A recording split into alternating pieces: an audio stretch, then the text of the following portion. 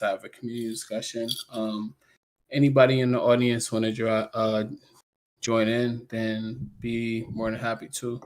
We're gonna let anybody up. So yeah. And I press live on my live stream. So there we go.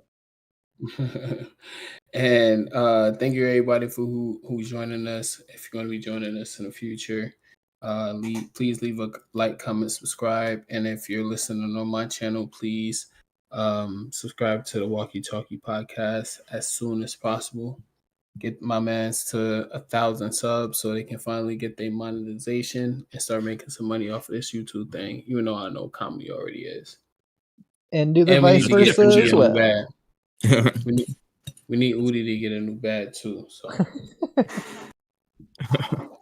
or a headboard. Just a chair. A chair. That's a headboard, bro. Don't try to.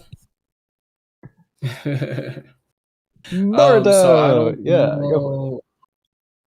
Did we talk chapter 19 or no? I mean, we did. And you did, but did we talk about it? I mean, there's a decent chance that probably, but I don't remember. Definitely not 20 yet, but maybe for 19. Either way, what did you have to say about chapter 19, Free Game? Chapter 19?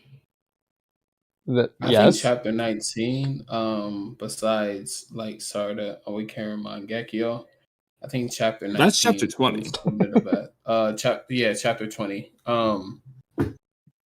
I think that chapter 19 was a little bit more better because they had stakes.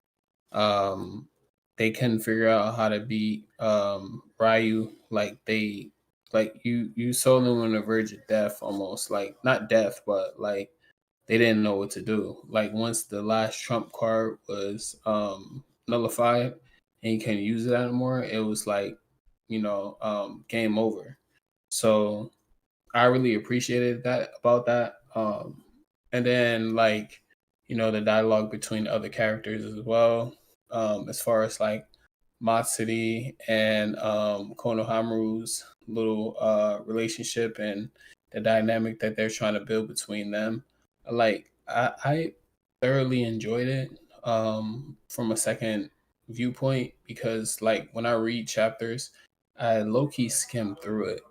So with this chapter, I read it once and then I read it again just to get to like see if I missed anything or if it was like certain nuances that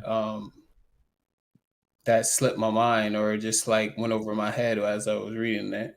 So yeah, I definitely give it a higher rating than I did on the podcast. I do think it was a very decent chapter besides like my hate for Yodo. Everybody knows that. But other than that, it was I don't think you're alone. Well, I'm glad I'm not because, bro. But I had grown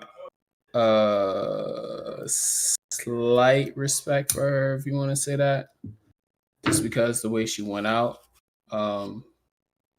She helped Sarda to realize that, she has something deeper into her and she doesn't know why she's holding it back. And it low-key triggered something in Sarda. I don't know if that was that, if it was those, I don't know if it was those words in specific, but it probably was a small factor in Sarda releasing mangekyo sharingan. Because, I think it was just at the point where she didn't see no choice but to use it. Well, of course, she's gonna use it to support Boruto in the fight where he isn't even here. Could you entertain the fact that maybe Sarda didn't know she had a mangekyo? So, yes and no. I could imagine her not well, no, because Yodo and Sarada's conversation makes it clear that she knew, in my opinion. And also the fact that Sasuke Jinraiden describes the usage of the mangekyo being similar to a fish just instinctively knowing how to swim upstream. So I do think she did know, and also knows how to use her ability, obviously, and will just naturally just know the name of the ability. But who knows? Omnipotence shenanigans afoot. Maybe she's just so focused. Like she's literally distracted during this mission because of her thing with Sumire. So maybe she's just been so distracted over the past 3 years, she just hasn't even realized she has the mangekyo. I guess it's a possibility. Yeah, I mean, the only reason why I asked that is because like Sasuke was the only one who noticed that she had the mangekyo. I mean, it's been a 3-year time skip. I don't know if she's been training with it or like unlocked it since a 3-year time skip, which would be like highly unlikely. But if that's not the case, then I don't think that she knew she possessed the mangekyo sharingan. The only reason why I say that is because when Sasuke looked in his eyes, he didn't say anything. He just saw that she had the mangekyo. And he was surprised and he took her word for it. So obviously we need to like see how she acts in the next chapter to confirm, but a couple things to note that is at least when it comes to every single Naruto character who awakened a Mangekyo Sharingan, aside from Kakashi, they just knew, like Itachi awakened it and he just proceeded to immediately start using it. Sasuke awakened it. He wasn't like surprised he had it. Like he went to the B fight knowing he's got a mangekyo. He's gonna pull it out of his ass and do whatever he can with it, and so on and so on. Madara, same thing. So Obito, same thing. So the only one who didn't initially know is the non-Uchiha Kakashi, which could play into it, maybe not. But just based off of consistency, she probably should have realized. And then the weird part is just the conversation, because looking at their conversation, it both feels like Sarda does and doesn't know, which makes it kind of tricky because it seems like it's what Yodo's saying is resonating with Sarda, which is a kind of weird if she just doesn't know at all, like that she is restraining herself. But you could argue it's just a subconscious thing. She's just subconsciously realizing at this moment that Yodo's right. But no, you just gotta let feels go, like she Sarda. knew. But we'll have to just see. Like if she's acting, I mean, even then she doesn't seem surprised when she puts the sand away, even in this moment. But if next chapter she's acting all surprised, like, oh, I never knew, and okay, fine, she didn't know. But if I had to pick based off everything that we have seen, she should and probably did know. She just wasn't releasing it for whatever reason. What reason do you think that would be? Well, the bullshit reason Yodo gave. What refresh my memory. Well, you know what? While we're at it, let's really let me share my screen. Let's really refresh your memory and examine exactly what Yodo says in this Viz version that doesn't actually make sense. Hold on. Let me pull up my screen. Hold on. You move too fast. Well, Kamui hasn't pulled up on his screen if you just want to look there. Yeah, you can just watch my screen on Discord. Yeah, I know, but for my audience, hold on. Yeah. Let me know when you're good. Okay. I mean, this isn't lower quality this way, but either way. Well, Kamui, at least I'm watching. By the way, Kamui, the middle-ish, bottom right-ish somewhat panel, the close, yeah, her eye there, I'm not going to say it's like dirty, it has smudges, but it has a lot of lines around the iris. What do you make of that? Because we don't usually get that ever. Yeah. Do you think that's just Ikimoto in comparison to Kishimoto? Because yeah, we don't get that ever. Oh yeah, you did it here, for example. Oh, okay, never mind. Okay, you got a good point. Okay, I think he just sometimes does eye details, sometimes doesn't. It just depends on the shot. That's fair. I'm pretty sure he's done this sort of thing before, though. Yeah. That's it, Free Gamer. Are you good? Yeah, hold on. Well, yes and hold on are two very contradictory ideas. So what? Nothing. So I guess before really getting into it, can I just point out the fact that Araya has had absolutely zero reaction to his loved one dying in front of him?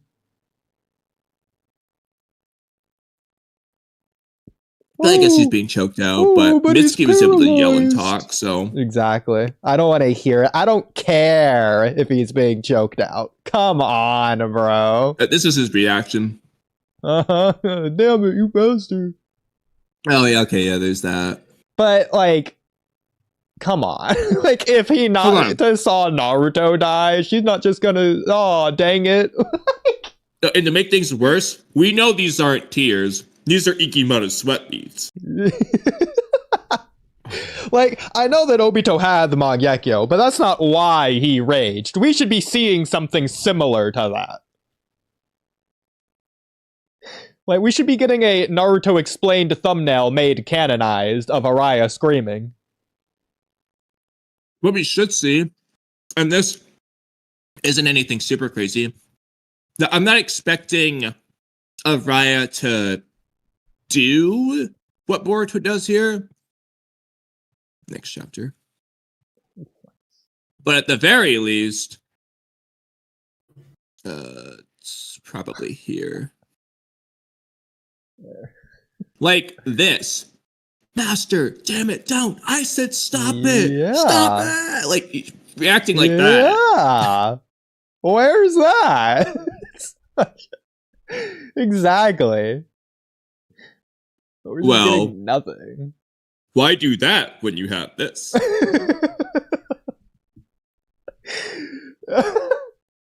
That said, free game. Are you good? You know, okay, can we go back to Araya's reaction? It reminds me of when Hashirama told Madara, no, you wait over there, or whatever. You know what I'm talking about?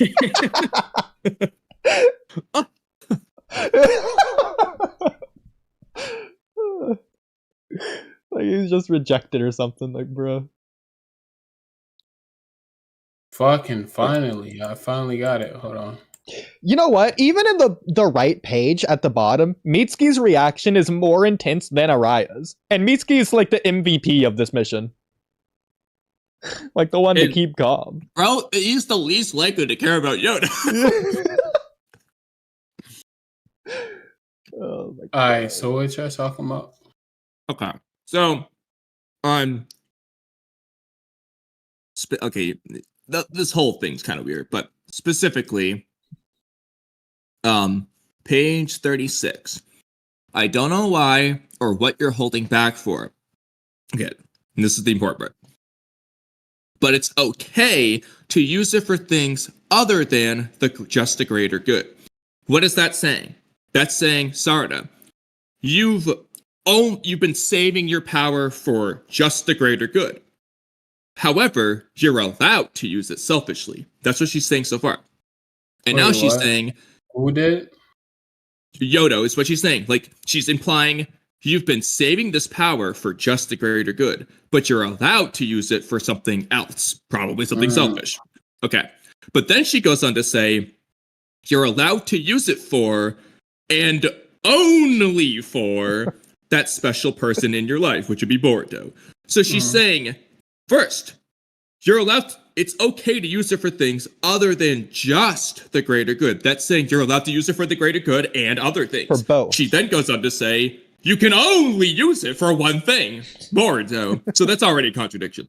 And second, you're allowed to use it for and only for Boruto. And what does Sarda do? Well, she's not using it for Boruto. She didn't use it when Boruto was there as an Inari. No, she's using it when Boruto's not there. So how is she using it for Boruto? Why is this working to goat her into using it? If anything, this should goat her into not using it. Exactly. She's like thinking, well, okay, he's not here. Sorry, Yodo, you're dying. So, wait, Yodo. Did we ever check the RAWs on this, Oodie? Did we ever check the RAWs? I don't think we could access them, was what it was. Yeah, I don't think so. That being said, 9? I think, hold up. Yodo's 9. What's that? You said she's 9? Wait, what? No. What? Nobody said You that. said Yodo's 9? That's what I'm asking. No, we did not What say did you that. say? What did you say? I don't know what you heard. Oh, okay. Oh, maybe we asked Yodo's if we've dying. seen the rod. So at some point, you maybe heard those. Maybe we that. said Yodo's not something. I don't Oh, know. yeah, that's why I probably heard it. Yeah, that's why I heard Probably Yodo's not good. it. Well, I need to stop because apparently I'm the problem and not Kamui, if you ask Twitter, considering apparently, even though that I rated this chapter even higher than Kamui, and both me and Kamui thought this was like the third best chapter in all of Tubular Vortex, apparently I'm the problem. Well, I mean, you're not gonna like this, but I just might like how I present things compared to you. I don't know. Why do you rank this the best? Konohamaru, Matsuri, Jura stuff. Well, That's the only reason. Konohamaru and Matsuri stuff. I'm not 50-50 on the Jura part because half of what. No, I was gonna. No, Konohamaru and Matsuri stuff. Yeah, the Jura part was actually just kind of bad. Bad for reasons that you have to be very specific about, but like it's overall the right idea. It's just specific things that Jura says that kind of just makes it bad. Like, for instance, for your point of view. Oh, you want me to? Okay, okay. Let's get it.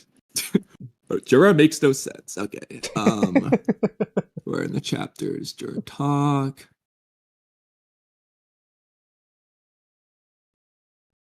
Okay.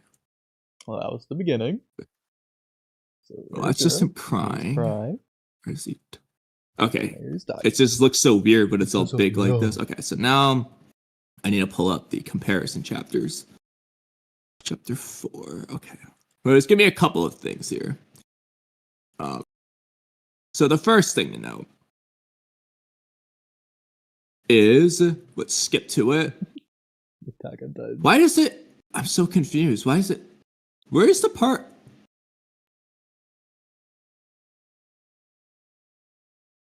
When does he talk about Eido Gen? Is this the wrong chapter? It's chapter 19. Oh, okay, that's why. Who talks about? Okay, so we need chapter 19 too. Okay. That's what's throwing me off. I thought it was all this chapter. So actually, okay, never mind. The Jura part of chapter 20 is perfectly fine. Okay, I was curious what you were referencing there. Yeah, so I was getting the chapters mixed together. Okay. So let's backtrack. So first of all, Eido Gen lost his life. Did you know that, free game? Did you know that Eido Gen died? He did? Needlessly.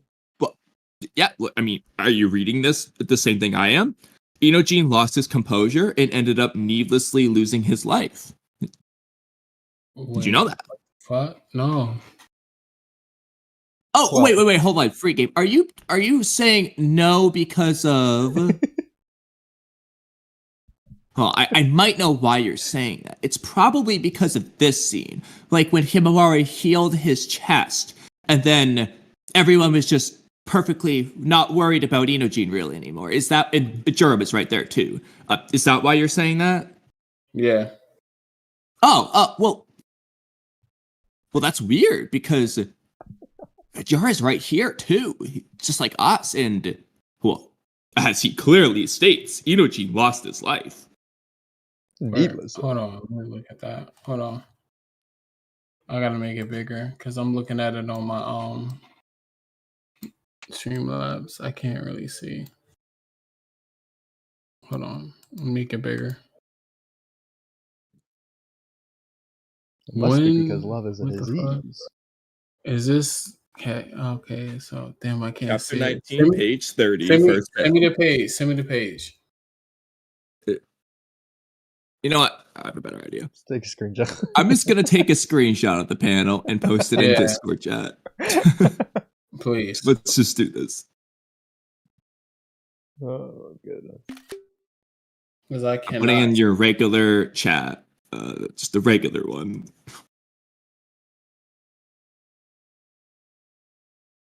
So, Friggin, what do you think about that?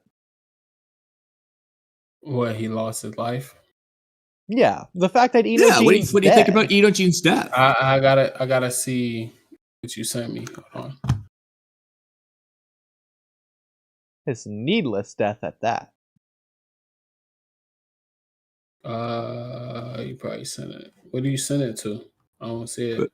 The Cloud Ninja podcast regular chat. overview chat. Here, we'll put in this chat too. This one too. Here. all With the all chats. Oh, hold on.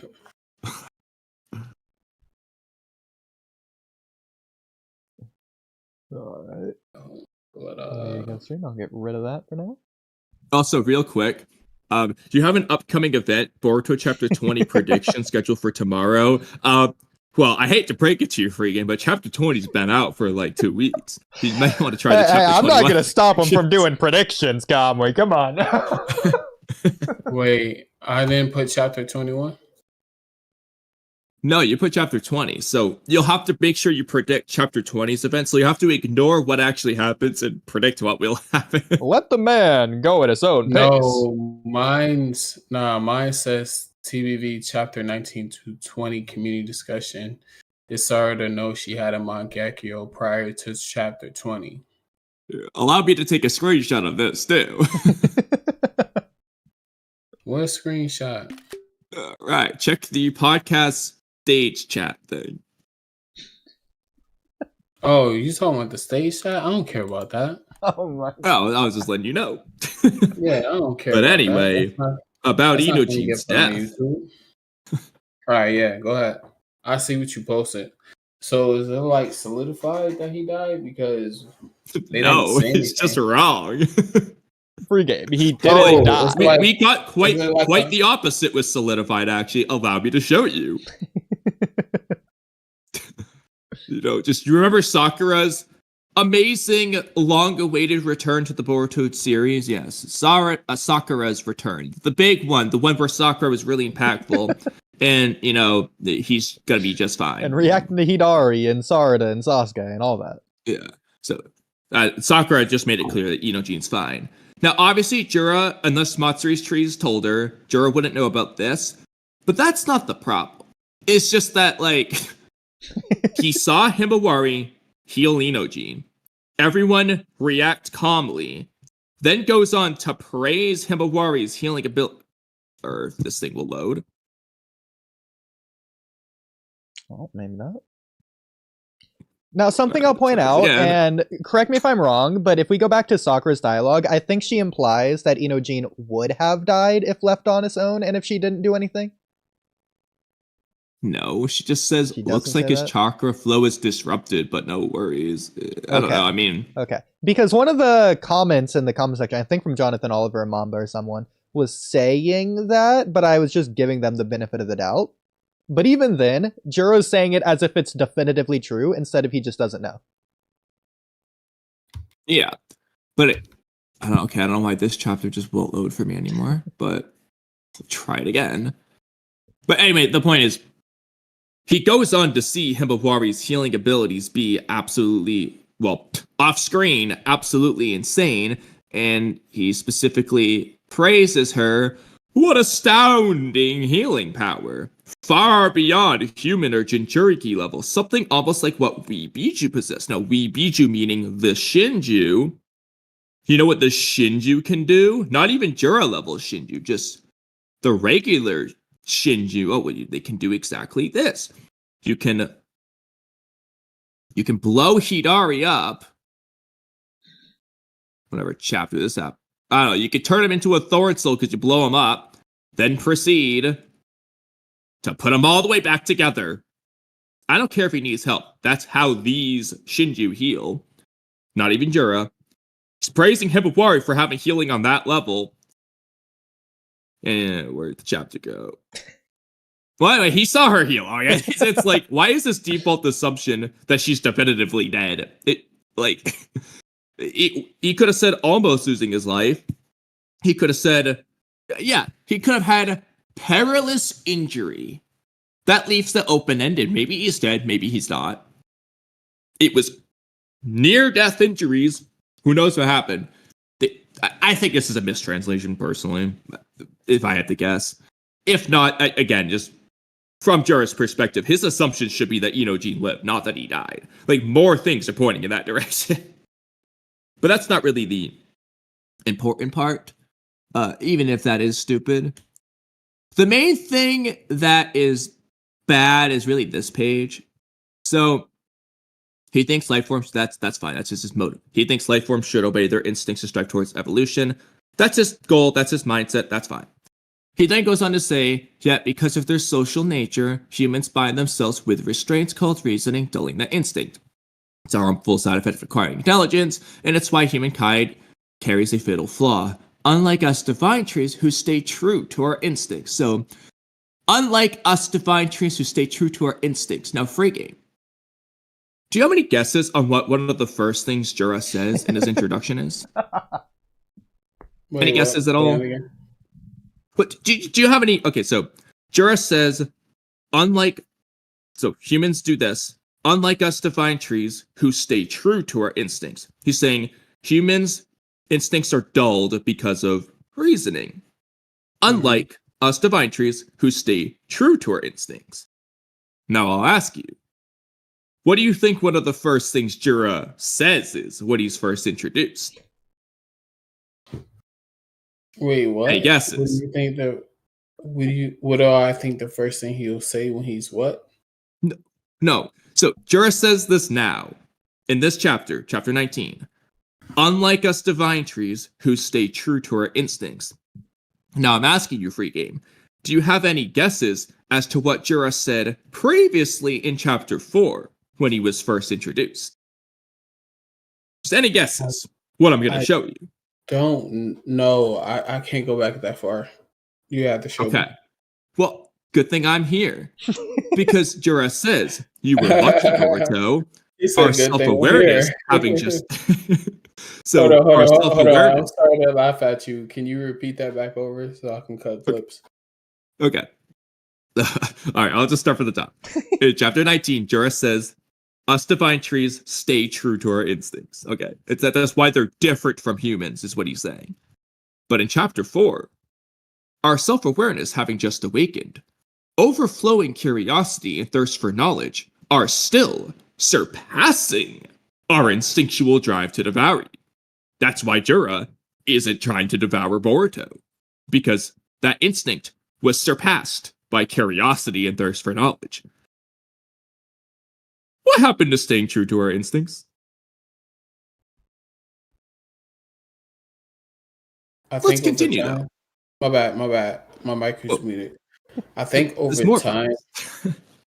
time, as far as like Jura interacting with normal civilians and like possibly not seeing them as nefarious as they are, and adapting to their culture, not in the sense that he's just chilling around eating ramens and stuff like that, but like he's intrigued by the world around him.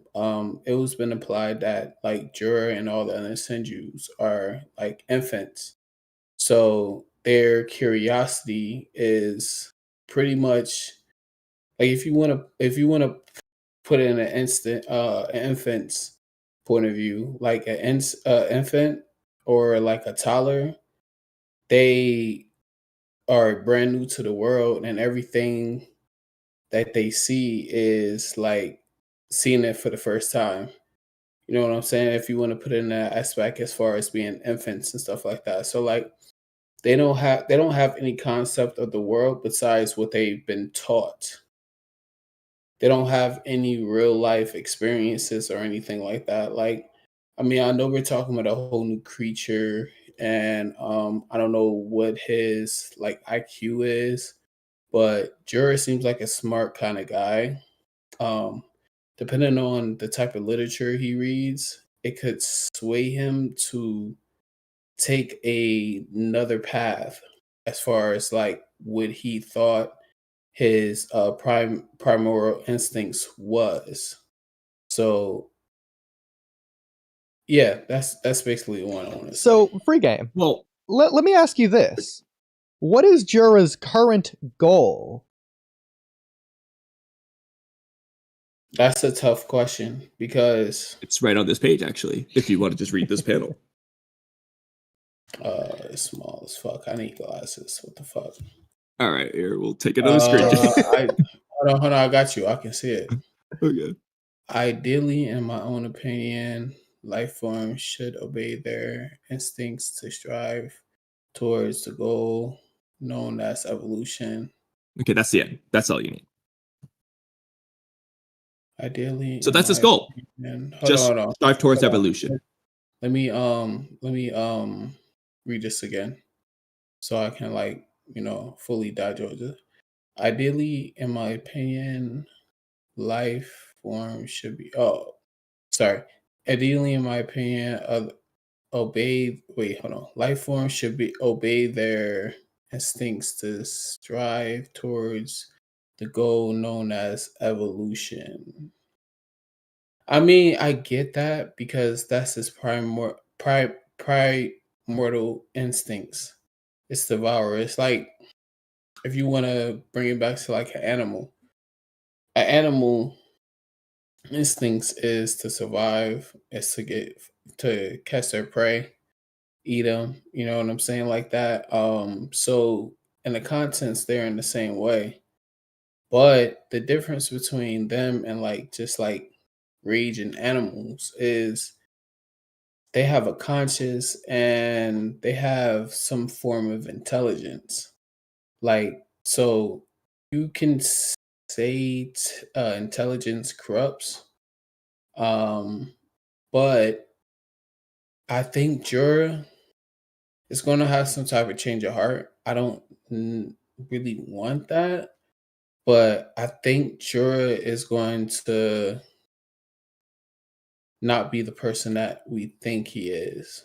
Well, Jura definitely isn't a person, and also animals have consciousness and a form of intelligence. So Jura, he's not a new life form. I'll also emphasize this: he has his memories or whatever from being the Tintels. I'm not saying they don't have intelligence. Like they have their own form of intelligence. Like they say, dolphins is probably smarter than humans. So yeah. I'm not saying that. I'm not saying animals are retarded or anything like that, but I'm just saying they think differently than us. No, that's fine. But Jura isn't just like a newborn baby. He has memories from when he was the Tintels. He didn't just spawn out of nothingness. He transformed. He's essentially an evolved Tintels. That same Tintels from Jigen's dimension that Sasuke saw. That's the same thing. It just changed shapes and gained sentience or whatever. But it lacked self-awareness before. That doesn't mean it was like asleep the whole time. It was still awake and conscious and doing things. So it still understood and had awareness of the world around it. Just not self-awareness. Do you have the definition of sentience? No. I don't have it on me. But let's look it up. Capacity to experience feelings and sensations. Okay, well, the Tintels could experience sensations. Accompanying awareness and emotional reactions. Let's try this one. I would definitely say the Tintels fit that definition. Feeling or sensation as distinguished from perception and thought. Okay. Yeah. See, the Tintels had perception. I don't think feelings and thought. Okay. Yeah, the Tintels definitely had feelings and sensations because it looked angry. Exactly. When it saw again, so like the fact that it's able to react to Sasuke's presence tells me it feels things. It has sensations. So what's self-awareness definition? Conscious knowledge of one's own character, feeling, motives, and desires. Okay, so that's stuff. Okay, so let's just remove sentience and use self-awareness because that is exactly what's happening here. Yeah. So that is the thing that it gained that it didn't have before. But that doesn't mean it's just like a new existence that just spawned out of nothingness like 2 days ago. I mean, even if it was, coming back to the original point, a lot of what Free Game said actually just amplifies kind of the issue with this. So some things Jura says and does works as a, what you can call a character contradiction in a good way. Some of this, though, just doesn't really make sense. So the first thing is, okay, so Jura's saying at first, okay, our curiosity, it's still surpassing our instinctual drive to devour you, implying that, okay, maybe this will fade away over time. Like, they're curious at first, as they get older, this will stop. But since then, all he's proven is that to be true, as he's continuously not devoured anyone. He stopped himself from devouring Boruto and other people, so he's only shown restraint. But he's saying here that they stay true to our instincts. So this, just in and of itself, it's like, okay, maybe he's just blind to that. That is starting to take away from some of his rationale as a logical character, but that could be fine. But then you have other... But there's a lot of other things, though. Like, so first of all, because of their social nature, that's why humans find themselves with restraints called reasoning that dull that instinct. Well, let me ask you guys, is Jura being social in this scene? What do you mean? Well, is he talking to anyone? It was seen. Hold on. The scene on my screen. The answer is yes. You said is he what?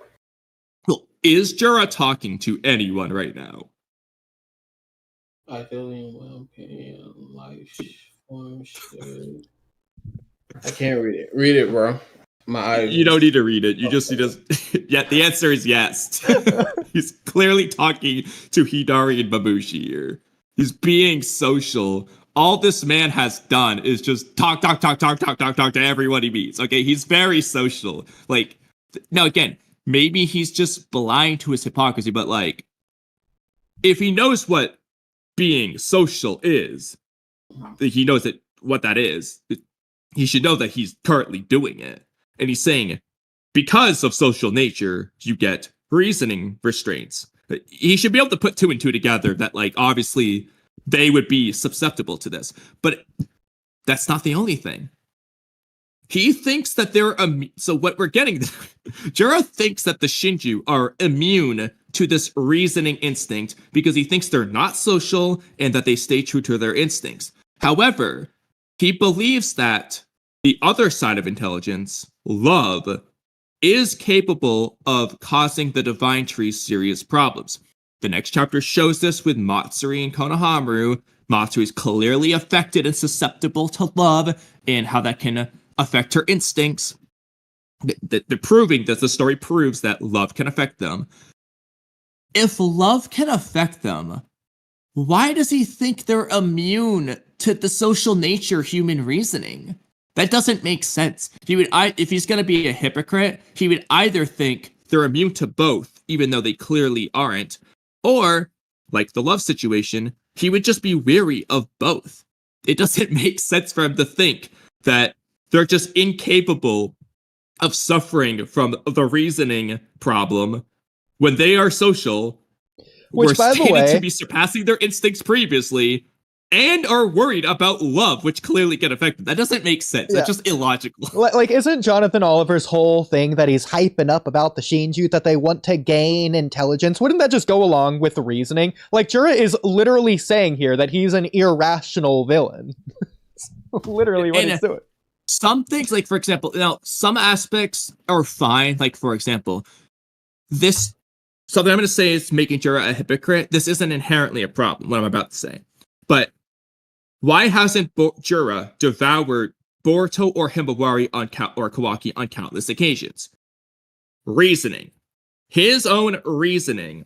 I freaking have a 10-minute script on this probably on my phone that I'm working on this video, but Jura specifically come up with reasons to disobey his instincts to devour Boruto. The current one, Boruto's too dangerous to be left alive.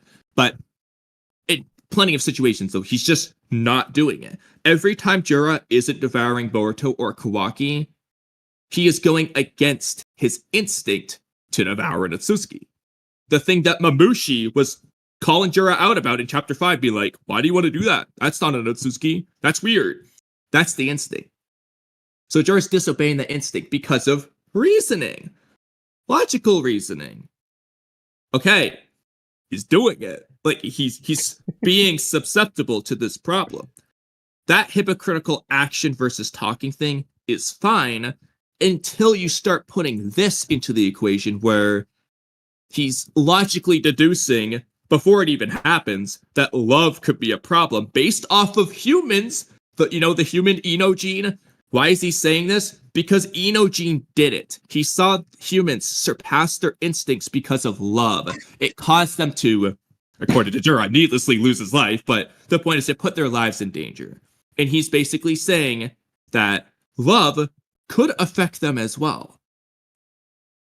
So why doesn't he think this goes back to himself? Like, it just goes back and forth. It doesn't make sense. Yeah. So the point is, he should either be worried about both reasoning and love, or neither reasoning and love. Not one or the other. That just doesn't make sense. Now, going off what Free Game was saying, though, yes, the Shinju are growing at a rapid rate, and I'm fine with Jura having development in general. He can even change his mind based on new information that he gathers. This isn't that. It's just saying two completely opposite things for no reason and believing both of them at the same time in a weird retcon-y kind of way. Exactly, because all he's proven was that the Shinju can surpass their instincts. Like, that's all he's witnessed. He's only witnessed all of the Shinju surpass their instincts leading into this. So why would he have this statement? Like, if you just remove this panel, it's all fine.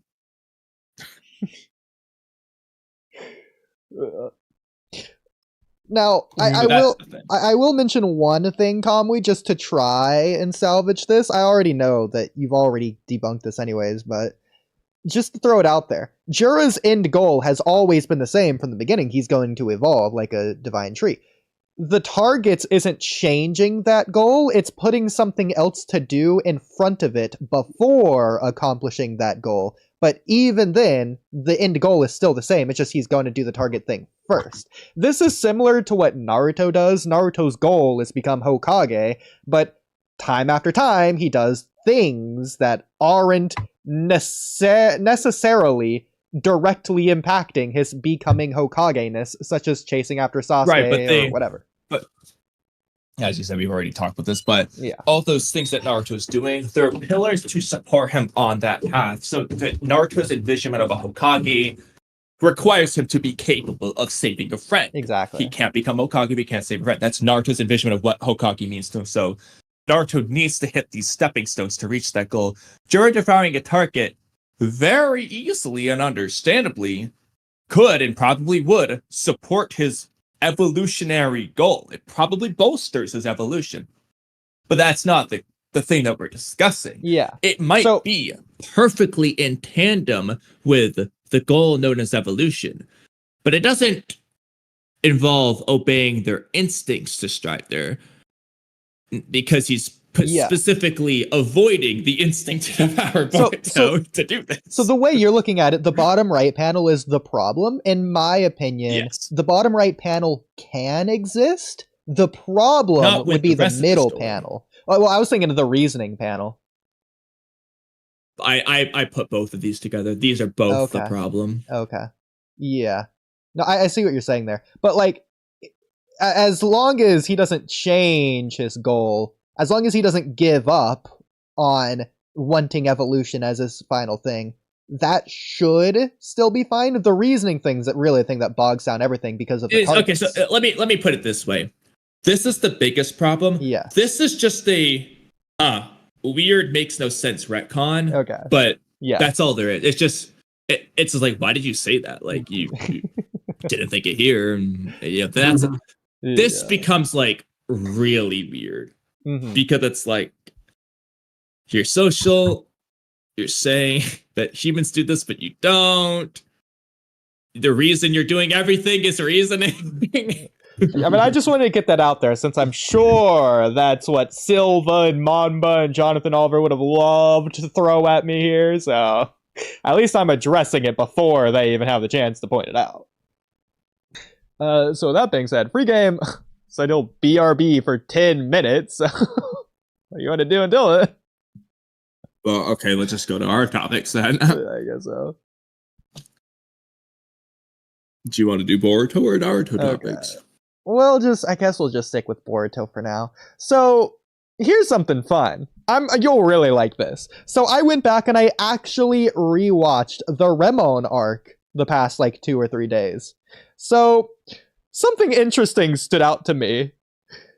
So, it's a quote in particular. I don't think it was actually in the episode, but it was at least the next episode preview. So, Boruto says, or was this no, this was Konohamaru. So Konohamaru says, relationships? If you have the time to think about stuff like that, you should be training.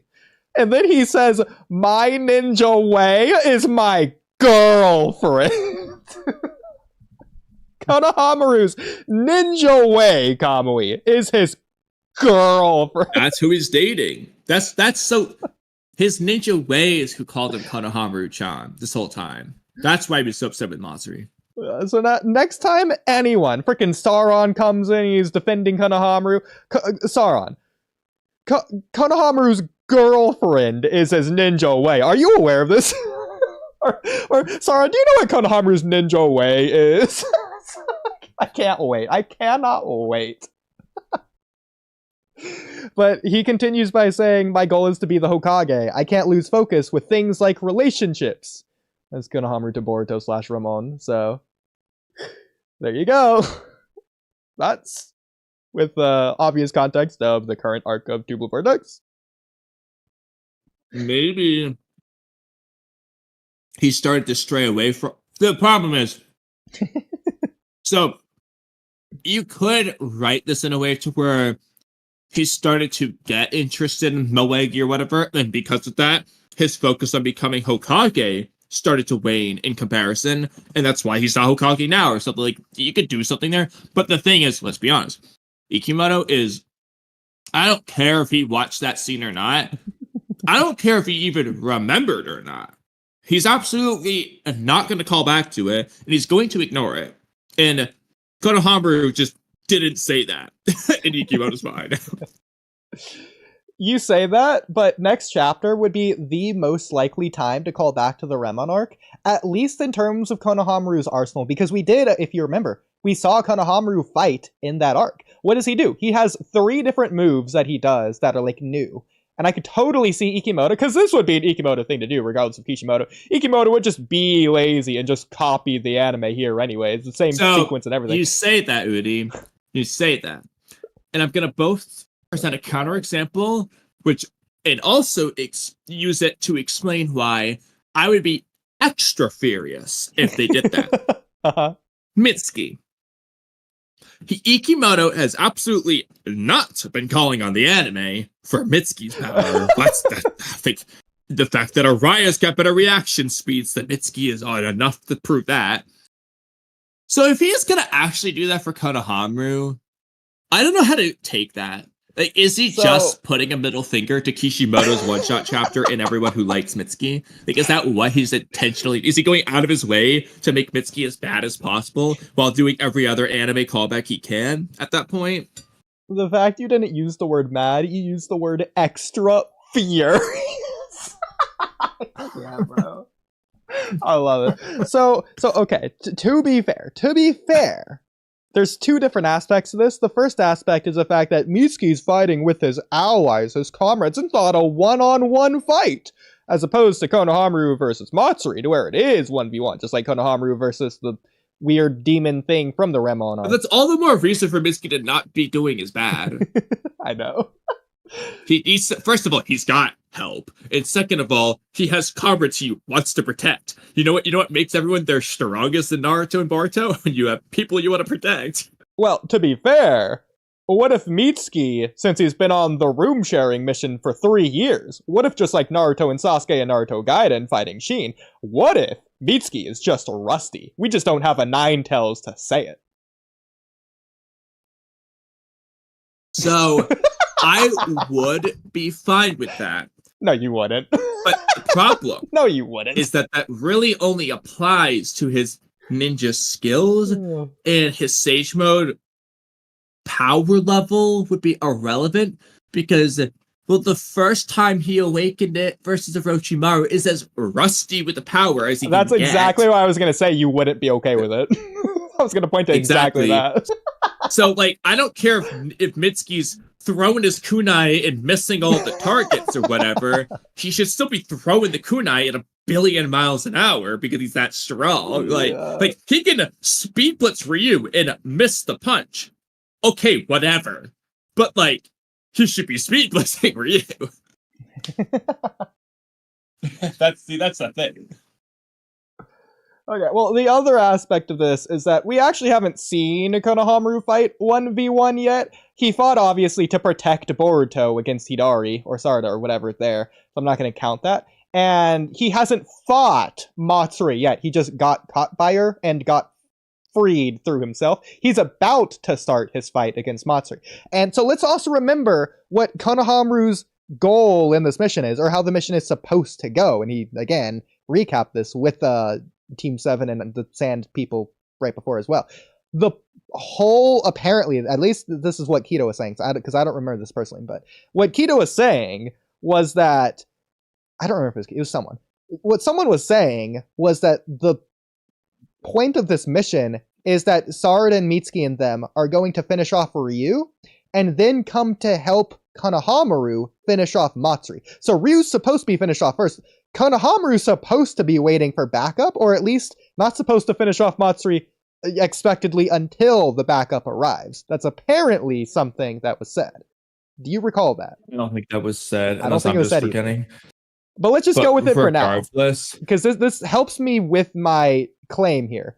So, what does he do? No, I don't think. No, I definitively don't. Okay, well, I don't think even it if said either. I'll let you say your thing, but real quick, let's just say Sarda says it in chapter 18 or something. Mm-hmm. It wasn't the plan from Shikamaru because they thought it was going to be Matsuri alone, Ryu alone, or maybe, but less likely, both. But they were expecting one or the other, and it just obviously was the worst situation of both. I agree. It'd be the opposite of sense if it was said, but someone at some point said it. I think a YouTuber. I think it was Kido. I don't remember though.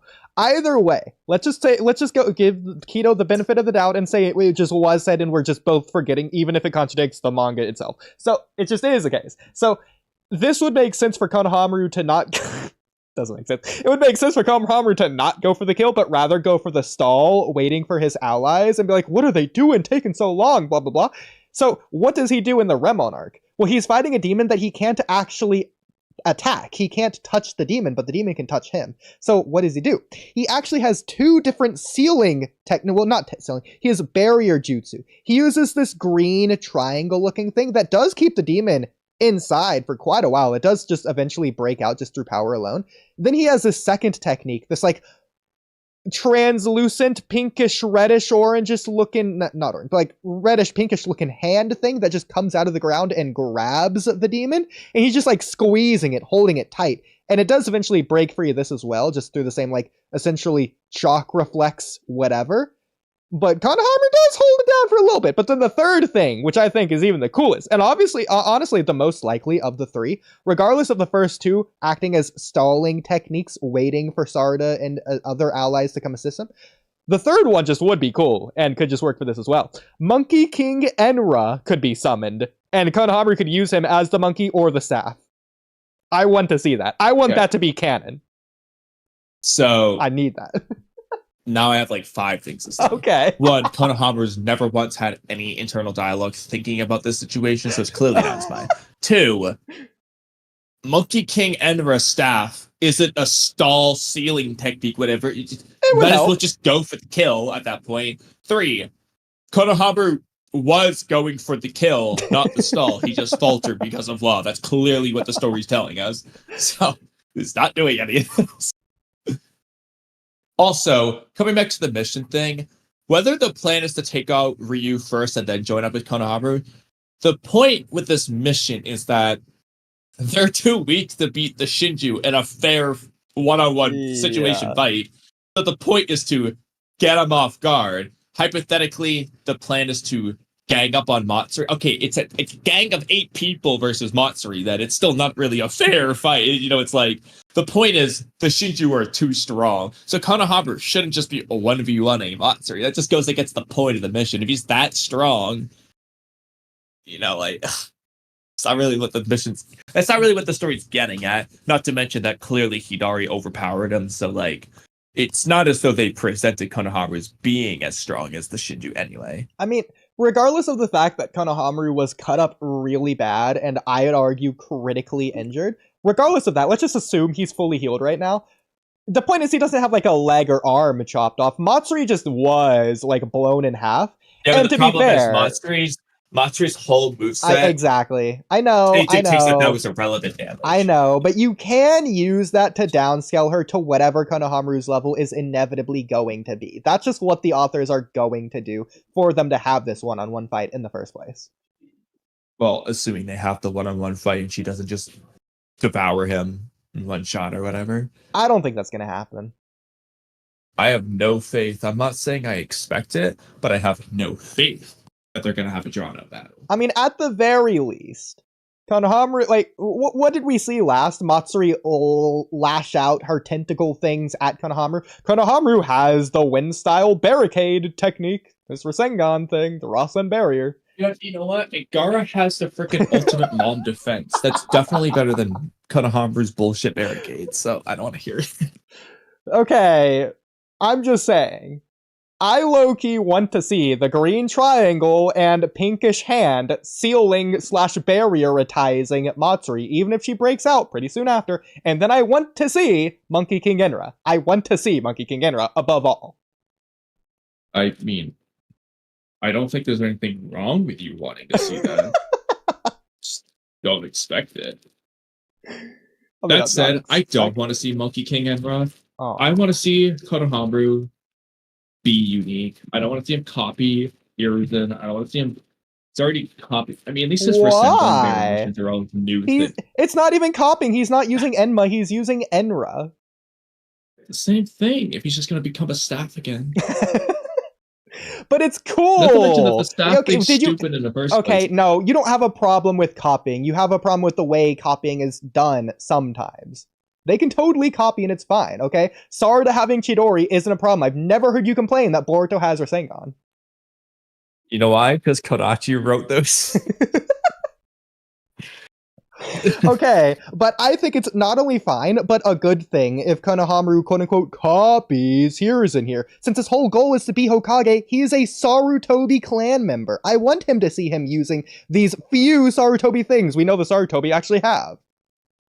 We don't even know that's a Sarutobi thing, or that, as far as we're aware, that's just a Hiruzen thing, because not like Asuma. Okay, look, I know that it skipped a generation since Asuma just didn't use it, but Asuma didn't want to be like Hiruzen, because he didn't like Hiruzen. Konohamaru loved his grandfather. I want him to see his grandfather's techniques, and just like the Remon arc, I want to see him using it and claiming that he wants to be Hokage because that's his goal. But if that's the case, they should have been doing that since the beginning. They've only had him use Rasengans and stuff. So but I'm okay if they fix the problem rather than the problem existing in the first place. It already exists. There's nothing they can do about it. They can fix it though. Just copy the Remon arc and I'll be happy. That's all they have to do. Be lazy. I'm begging Ikimoto to continue being lazy like he's been. Is that too much to ask? I mean, I don't remember exactly what Enra's personality was like, but as long as it's not boring or weird or annoying, then sure. But I would prefer that he's got some uniqueness to him that isn't exactly a copy of Enma. Enma didn't have personality in the first place. He did a little bit, but not really. But we either just didn't way, get to see Enma in the first place. They could let's be honest, like Enma got like 2 lines of dialogue, and otherwise he just became a staff. Exactly. That's exactly. And if Enra's a staff, it doesn't matter what his personality is because he's a staff. It's not gonna matter. But I'm just saying, Konohamaru's going freaking ham with the staff in the Remon arc. Like, I'm sorry, it's such a problem. It's so sad when I'm hyping up the Remon arc of all freaking fillers to be peak in comparison to Two Blue Vortex. The fact that I want the manga to do the Remon arc, because the Remon arc was just better, it's so sad. So I don't remember, but like, okay, so when it comes to Enma's transformation to the staff, Uh-huh. I don't know if there's a databook scan that like explains how this is unique from any other transformation, but why can Enma just become a staff that's as ridiculously hard as it is? Is it because Enma himself is just that hard, and then like the staff is just No. the extendable whatever? We know Or that's is not it the a case. specific Because remember, Enma was cutting his hand trying to pull the sword out of Hiruzen. I think it was just the transformation. But he said even when he was a staff that the grass long sword could still hurt him, so Yeah, that would that's still true. be consistent.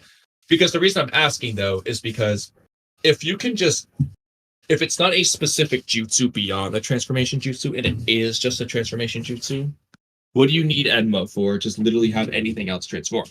Now, if it's because Enma is using or if Enma just is that hard, I say ditch the staff. What are you doing, you idiot? Just have Enma go ham in taijutsu. He's freaking invincibly hard, like Kakuzu at all times running around. So just use that. That's a much better idea.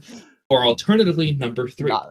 I don't think this is the case at all because he says transformation jutsu and not this, but the best thing should be it's a jutsu. Emma just knows the staff jutsu, and it's a whatever king monkey clan jutsu thing that they just do this, and that's just what it is. So like nobody else knows it but Enma because he's the monkey king and this is the monkey king jutsu, blah blah blah. That's the best one. The problem is it's the least likely because he says transformation jutsu. You know, blah blah blah. But I was wondering if you knew if there's any data book. I'm gonna look in a second here if there's any Monkey King and data books jutsu things. I mean, to be fair, it is more than just a staff. We know that Enma can control it. He can extend it. He can shorten it. He can move the staff on his own. He has the eye. But again, my point is. So okay, but realistically, the extendable staff thing, the only time that was ever useful was pushing the Ninetales out of the village. Other than that, who cares if it extends? You never did anything useful with that. I mean, it's used other times, and it does do things. When else did it do something? I remember Hiruzen using it to try to hit Orochimaru, and Orochimaru was dodging. Yeah, I mean, so it's again, doing stuff. He just dodged. Yeah, well, but it made Orochimaru dodge, so it's doing stuff. You know what? Anything else could make him dodge.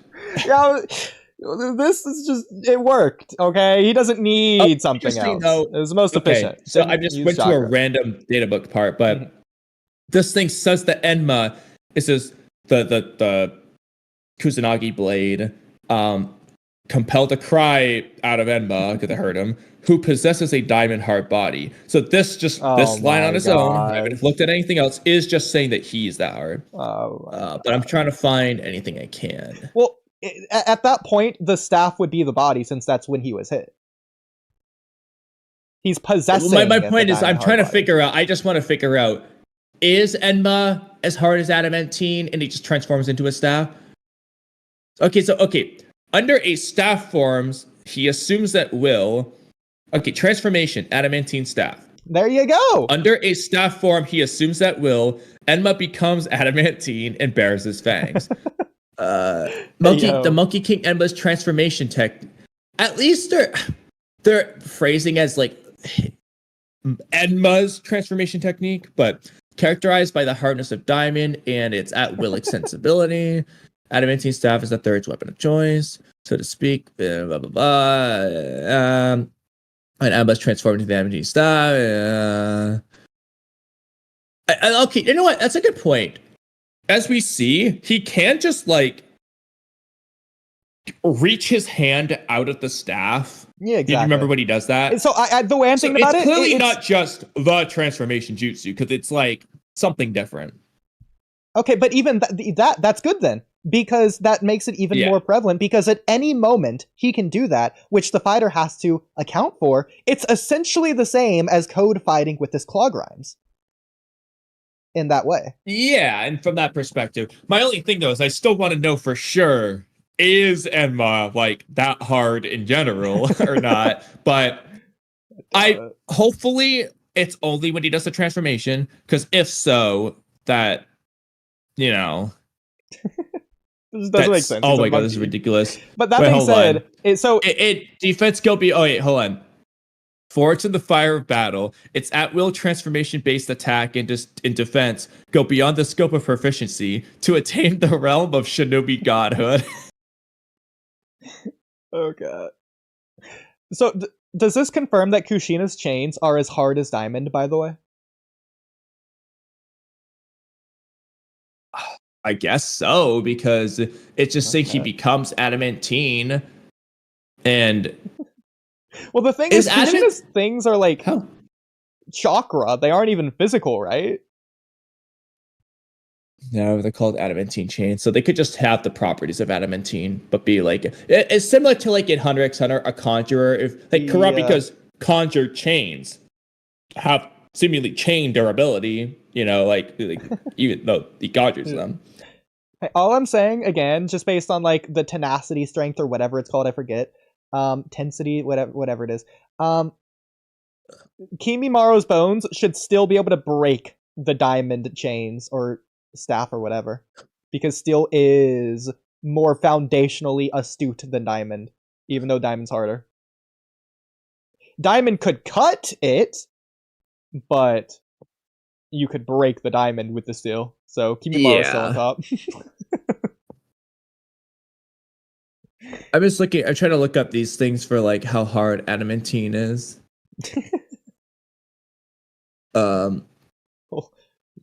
Captain America's sword's made out of it. There you go. Yeah, I mean, it seems like it is supposed to be really hard, but without being brittle.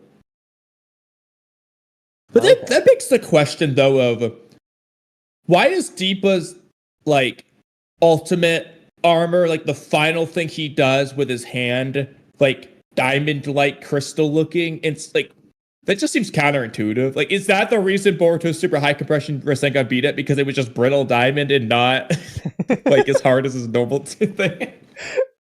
The fact that diamond is brittle is hilarious. I don't think the Boruto writers know the difference between the strengths. Like, they just go back and forth at whatever point in time it is.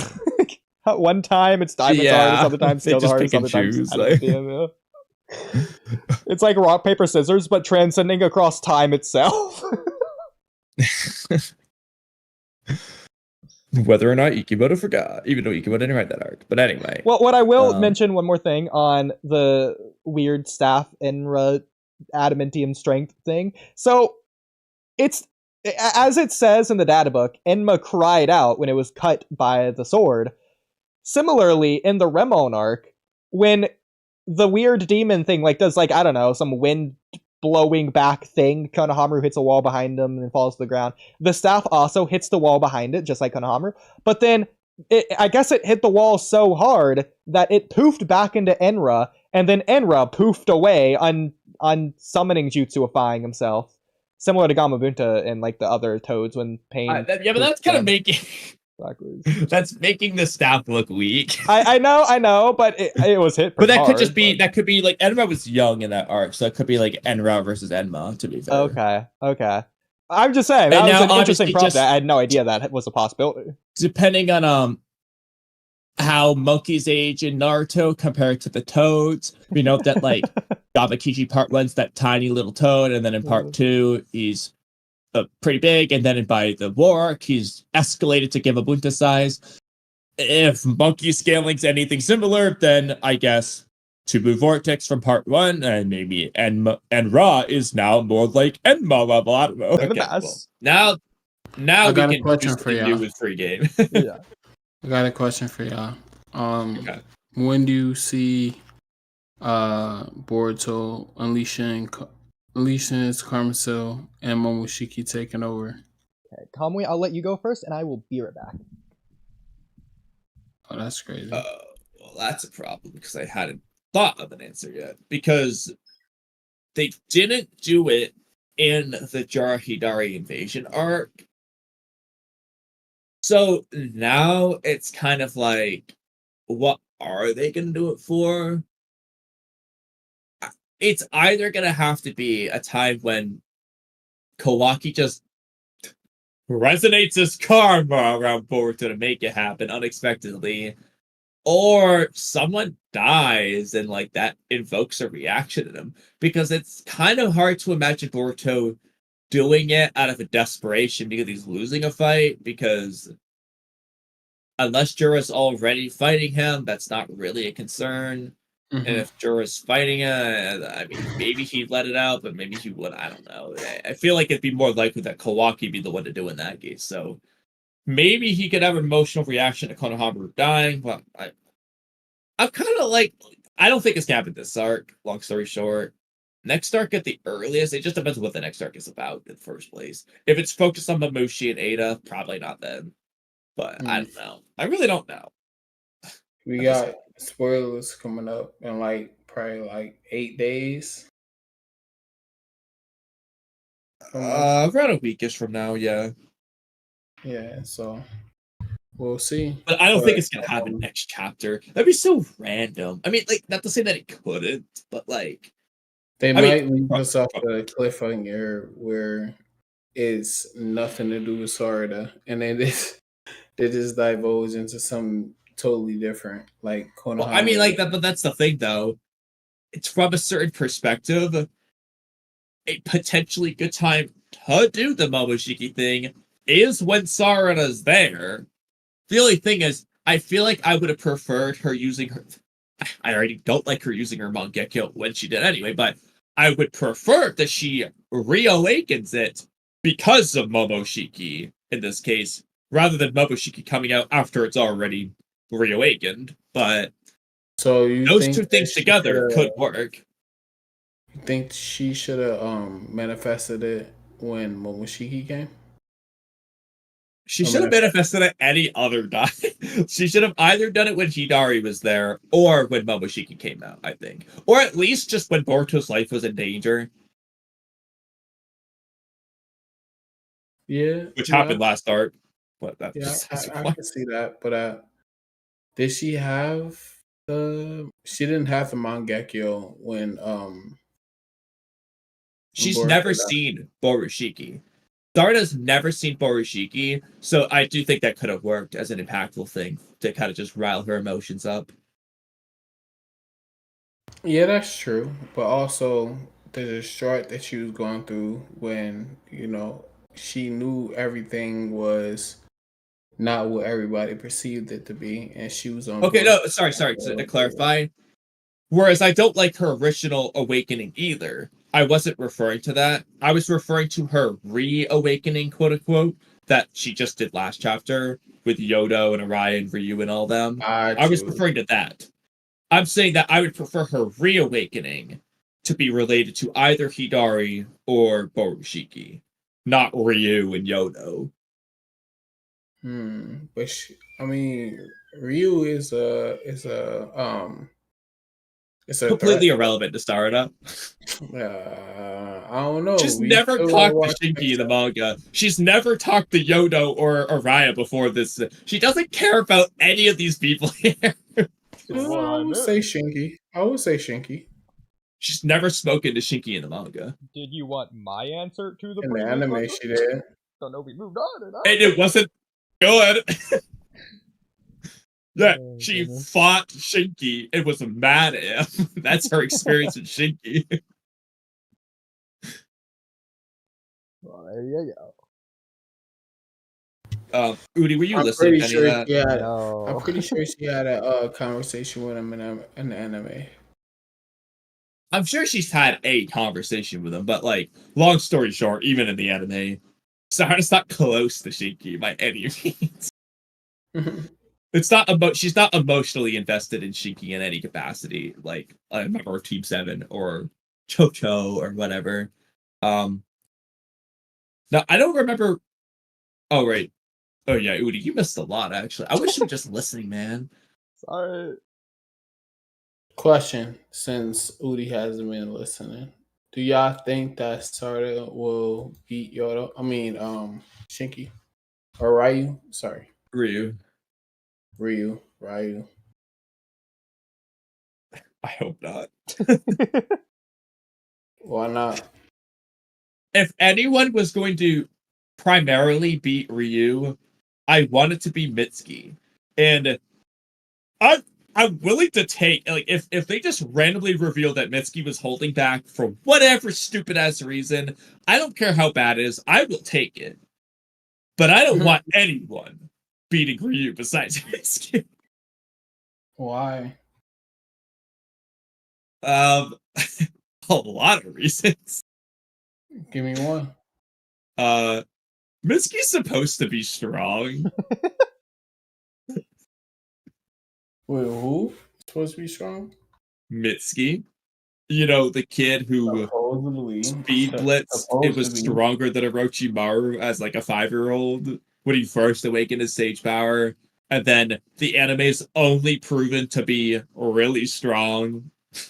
And then in Two Blue Vortex, his sage mode does nothing. How about that, Mitsuki? You know, the guy who in base was contending with Shinki in part 1, who could have easily mopped the floor if he used the Sage mode, but chose not to. Yeah, the same guy Urashiki said was dangerous, just at the slightest sparkle of his power. Too dangerous to let use that power, and then proceeds to be like willy-nilly laughing at Sasuke with his Rinnegan and Shukaku and Gaara without even using his own Rinnegan powers. Question. Yeah. Who do you guys think was the worst card member out of all of them? Manga or anime? Both, Victor. But this makes a big difference. Manga or anime makes a big difference. Manga. Victor. Why does that change your answer? Okay, you can't say the girl from the Squid Games arc that you haven't watched, Kamui. Unless you're going to say Boro because he's boring. In the anime. because in the anime, I'm not choosing Victor as the worst card member. He's the most hateable, but I don't think he's the worst character-wise, like villain-wise. You have to include an inner. You can't just say random Joe Schmo outer from the filler. I didn't. Okay, who are you gonna say then? If we're using the anime, a little bit tricky. I'm either picking. You're not gonna like this. I might pick Delta, or if not Delta, maybe Boro. I don't know. That's kind of tough. I love Boro maybe Victor still. One of those three. In the manga, it just is Victor, but yeah, in the anime, it gets tricky. I'll admit, Boro's probably the biggest change from anime to manga. Well, I guess Victor doesn't count. Okay, we have to exclude Victor. He's not an inner Kara member. It just doesn't count. Okay? Ikimoto forgot he was an inner member. He was in all the meetings. Yeah, for the 2 panels he was there. He was. Congratulations. Doesn't count. But again, that's why I said it makes a difference in manga versus anime. I think excluding him, Boro's the biggest difference from anime to manga. They added so much there for someone who didn't have anything at all for such a large amount of screen time that Boro had. Yeah. He has the longest fight in Boruto manga. I think Code is the opposite. He's the one that the manga did the most with that the anime didn't expand on at all. If anything, they did the expansions earlier. They did it before Okay. You know what they did earlier? They changed his black marks to metal. Random silver. Okay, but they also added a few extra. I'm not saying they did a lot. Yeah, but when Jigen flipped him, it was cool. I know. Like when he was aura farming on Boro, I liked that as well. It didn't have I wasn't referring to that so much. I was referring to like some of his conversations with Delta that kind of set up the whole, failed vessel white karma stuff. Like it kind of was building towards that. I mean, it's manga, pretty small, but like unless you're referencing something I'm forgetting. I think what you're referencing is in the manga, unless you're referencing something else. I'll also add. It's add, not in the manga. They might have added a couple of trader scenes, but I wouldn't consider any of those any individual member of Kara as a scene for them. I would reference just all of Kara as a whole for any trader thing that they were adding there. They were all trying to find the trader, playing Among Us. That was cool. One of those scenes is what I was referring to. It's a scene with Code and Delta, but Okay. it's not in the manga. In which case, I would account it not to a code scene, but to a Kara scene. But it was specifically about Code's characterization with Jigen and his devotion and how he seems to be eerily jealous of Kawaki for some unknown reason. Yes. Again, I'm not saying it added nothing. I'm saying of all the Kara members, I think it added the least. I think they added the least to Delta. Okay. That's good. But with So that, They added the most to if I Deepa, can say, objectively. if I can say what my favorite Kara member is, it has to be Amado. Amado is my favorite Kara member, and if I give a second one, it would be damn, I draw a blank. Well, who was your pick for your worst? You never answered. Oh, my worst? Yeah. Victor. Okay, what about in the anime then? Victor. Really? Mm-hmm. All right, who's your second? Who's your worst three? Worst three Kara members? Yeah.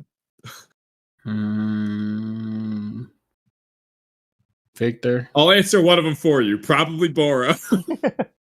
Victor, not Boro, because Really? that was one of my favorite arcs, kind of like, and then like, you got to see, Sarda do her Chidori, so like that was one of my favorite episodes. I can go back to back and watch that. So definitely one of my favorites. Boro wasn't like a slouch. Like Boro's going crazy. So I like Boro. So back to worst three then. Code. I didn't like Code. Okay. Even when he was introduced, I didn't like Code. So who's your third pick then? You picked 2 out of 3. For My worst. Yeah, your worst 3. You've got Victor, Code, and who else? Who was in Kara? Well, you've got Jigen, Amado, Delta, Victor, Boro, Code, Deepa. I'm not counting Uga because I haven't seen the art yet. I can't pick nobody else because I liked a lot of them. Maybe Delta because, like, not that I don't like the character. It's just that I didn't like the fight with her and Naruto. I think they could have did that better, but that doesn't diminish the facts that I kind of enjoy the character. I wish they would make her less like sweetheartish, if I can make that. Oh, like now the new Delta with Ada and them. Yeah, like I wish she would go back to the same Delta, like because Delta, Bitchy Delta. Nice. Yeah, so yeah, Delta. To be fair though, the your new least Delta. favorite doesn't mean you don't love them. Yeah, like my least favorite Akatsuki member is still someone I really like. Who? Oh, I don't know. Probably Kakuzu, but still like the guy. It almost takes away from the point to list the name. Who's your favorite? Are you asking me your Oodie? Both. You know, I'll For give the Akatsuki or answer Kaku? that will enrage Kamui the most. My favorite Akatsuki member is Madara. No, Well, you did a good job of not answering the question. Kara, bro. Okay. Oh, Favorite Kara member? You already easily know, Deepa. You already know. It's easy. Not a competition. Yeah.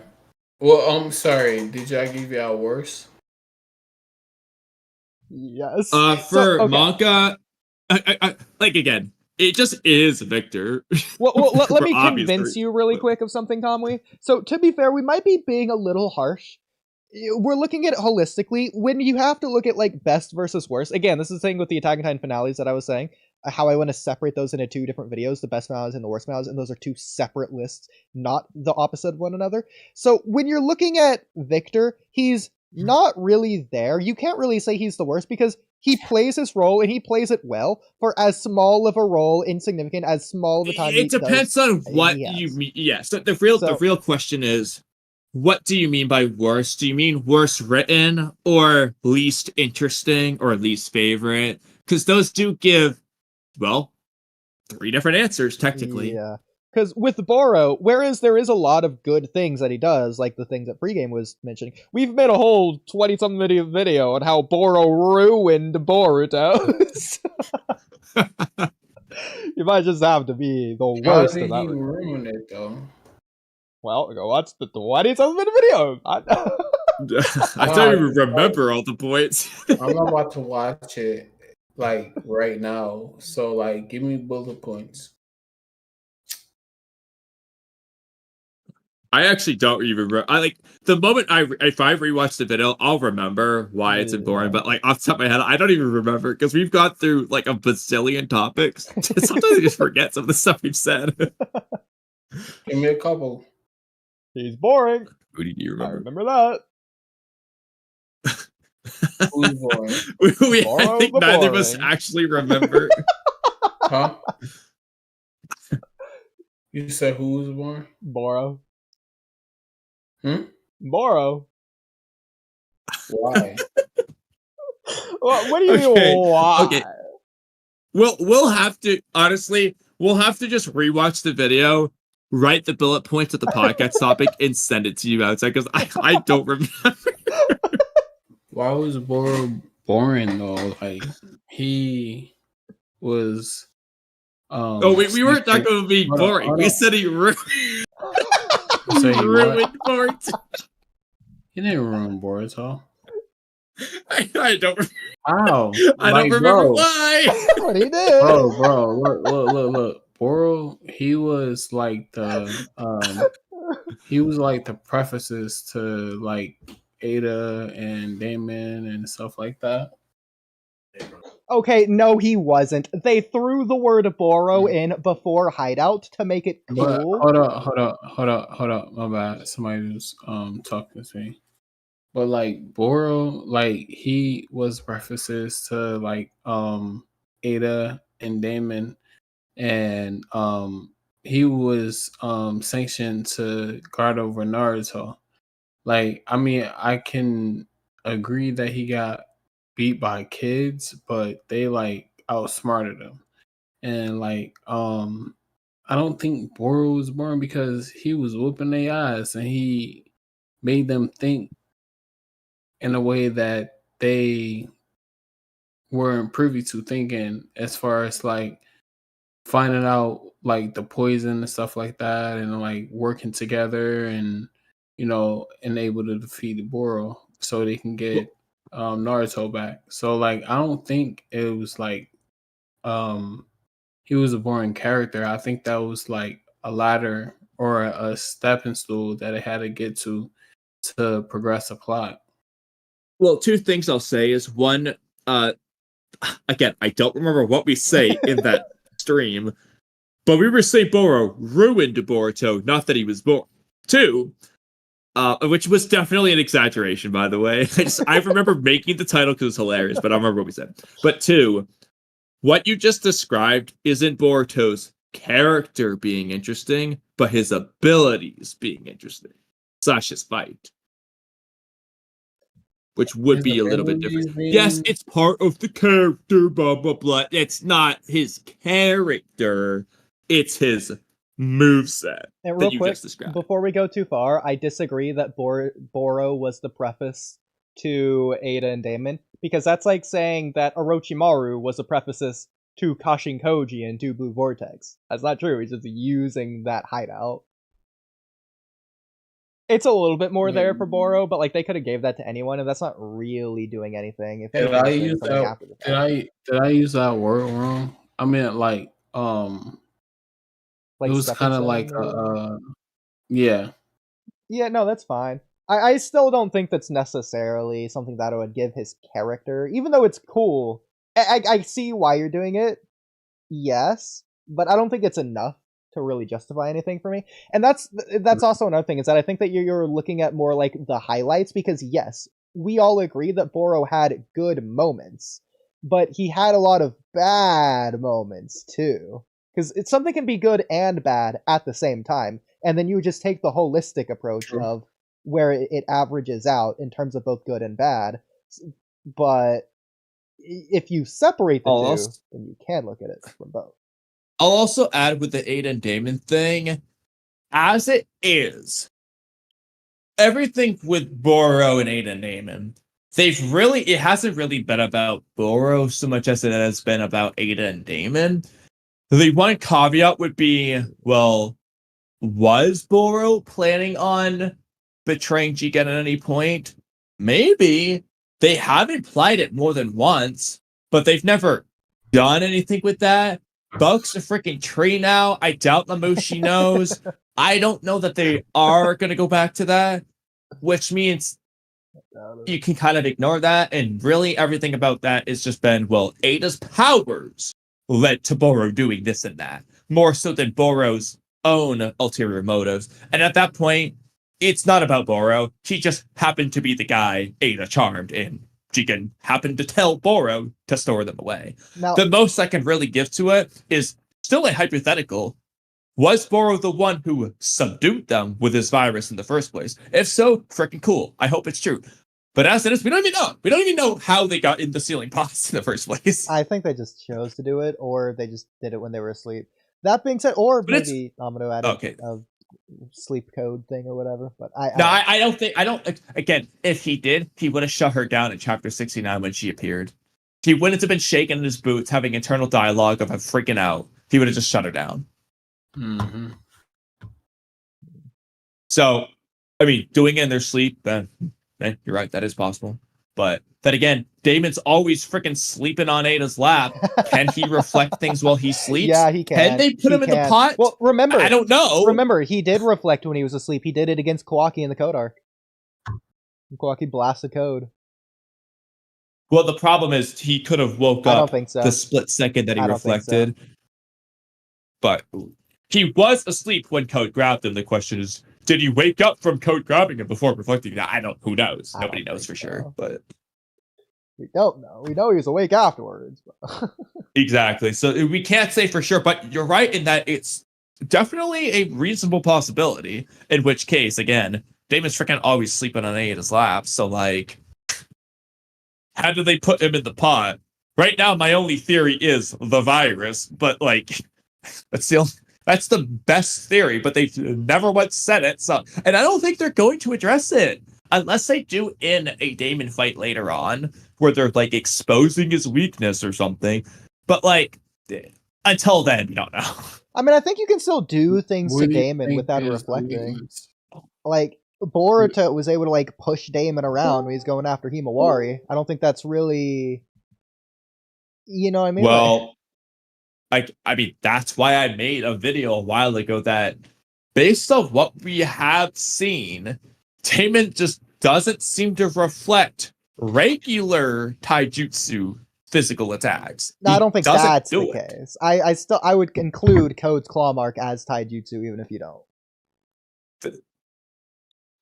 Oh, not claw mark, but his claw His hand. claw, You mean? yeah, his claw. I think it should be counted, but like if it isn't counted, then it's consistent, and it's something that it's reasonable to not count, even if I personally wouldn't. Well, again, It's I know reasonable that to not you disagree, but I still think Kawaki thought about punching him, not scientific ninja toolsing him. The problem is we didn't see it. We should have fucking seen it. I don't know why we didn't see it. It would have been cooler. It doesn't cut but him. we didn't see it. It brute force pounds him in the cheek. Okay, but the same thing happened when he freaking this doesn't make sense. But in chapter 74, Kawaki pulls out a Ninja Tech sword blade hand, goes to hit Damon with it, and Kawaki's just thrown back. No cuts, no nothing. Make it make sense. Abido's defensive regenerative powers did it. I don't care.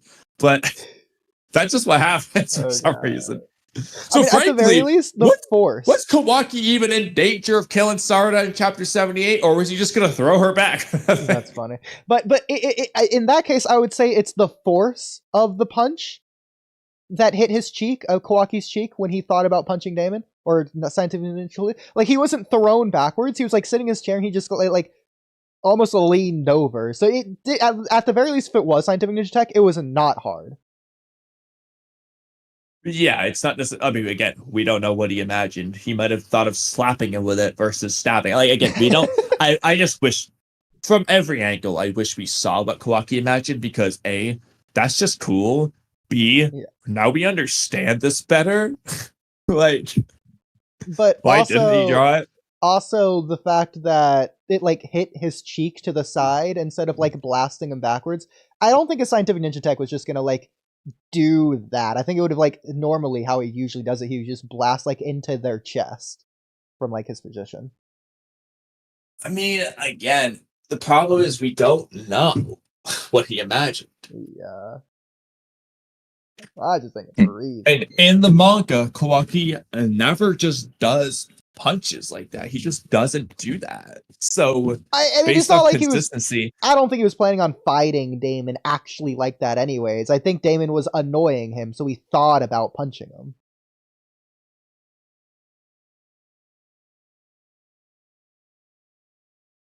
him. I mean, yes, it was right after that they said that if you have ill intent against Damon, then it reflects on you. So yes, Kawaki was testing it. But I think Kawaki was just annoyed at Damon in general. Well, they also say killing intent. So for all I know, he thought about killing Damon in his mind. And if he's going to kill him, he's not going for a punch. He's going for ninja tech stab. Okay, but they just say that. We know that things that aren't killing intent are reflected. Otherwise, they would just die. I mean, bro, from some perspectives, Damon's abilities make no sense because it's inconsistency. It's inconsistently explained, but that's the point. Like Code wanting to scratch Damon's cheek or whatever, that wasn't killing intent. That wasn't going to kill Damon. Maybe Code thought it would. Do you think Boruto would intervene? For this arc, like for this arc? Yeah. Well, there's no guarantee that even will. That's if he intervenes. The problem is he has no way to see it right now. So either Sarda might have this. Yeah. I'm holding out a little hope for that. So he's going to intervene either whenever Koji tells him, or whenever he just gets impatient, or hypothetically, if he flying Raijins to Ada, and Ada tells him what's going on, and then he can choose when to intervene. But he's not going to react to the fight otherwise. Sarda she gotta go out. Man. She gotta go out. So you don't think he's gonna step in? No. I if anybody, Kawaki might come before him. Why do you think Kawaki? We got to get when he gets these some power up. He might think he's got this. Yeah, Kawaki's less careful. He has nobody to tell him to not to do it. So. Exactly, and people not trying to go after him and kill him. So no. And if he bodies the Shinju, then yeah, that dude, with his upgrade he finna get, he probably will. Yeah, that'll be fire. That'll be fire. The thing with Boruto is that he needs like a reason to go there, because like as it is, Koji's telling him don't go. The only reason Boruto's going to go is if one of his friends or lives are in danger, but he doesn't know when or if they're in danger. So like Koji's obviously going to tell him no, they're fine. So it needs to be a thing to where Koji's obviously lying for him to go. But if it's believable, he's just not going to go because he knows that he could be messing things up. So he needs an actual reason to go there. Is the problem for Boruto. And part of but it was like a conflict between the two. So. Part of the issue, yes, but Boruto does need to know for sure that like his friends are about to die right now before he goes. It's going to be determined next chapter. It's going to be whether or not the Mangekyo Sharingan works or doesn't. And if the Mangekyo Sharingan just wins, Sage Mode is dead. It's going to be gone. It's going to be killed and stomped on into the dust. What's the dust? Sage mode. If the Mangekyo Sharingan works, if they give it the spotlight, especially if she does a What does 1v1 stage solo mode gotta fight do against with? Ryu. But what's No, stage mode got to do with? Mitsuki stage mode. If Oh, the Sarda's Mitsuki. Mangekyo wins the Well, he fight, was we can being just forget about Mitsuki. effective. It just shoot. That was just a counterpart. Like it's Iron Saiyan. Like it's not many things getting through that, regardless. So Mitsuki I hasn't done anything in this fight. So, like, again, But that's if the Sarda's problem. Mangekyo something. wins, He's we can just helped forget about more Mitsuki. than But he's helped more than others have in this chat. I mean, the past couple. Araya has better reaction feats than Sage Mode Mitsuki, but as Araya, proven by Kidomaru. No. Invincible. You Nah. directly said the problem. Mitsuki's Sage mode is just a counterpart. That is the issue. But you're putting him like he's just the main. He's a side character for a reason, man. But he Sarada does- is So a does side Sarada. character. But he still does things like you're saying like so you're saying he's weaker than Araya? That's what you're saying? We don't think just because he he got that is. sword to nullify anybody because he got that from. He he got didn't that have from the the- sword last chapter. I know, but you're talking about that. If he never had that sword, you wouldn't be talking the light that you are of him.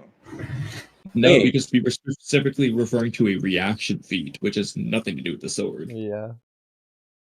What reaction feat are you talking about with him? If you go back and reread the fight, he just He was blatantly, getting his ass obviously does. beat. He's just reacting to Huh? things that Sage Mode Mitsuki isn't able to react to. In terms of Ryu and What did he not? What did Mitsuki not react to though? Like every time he was Everything. hit. Yeah.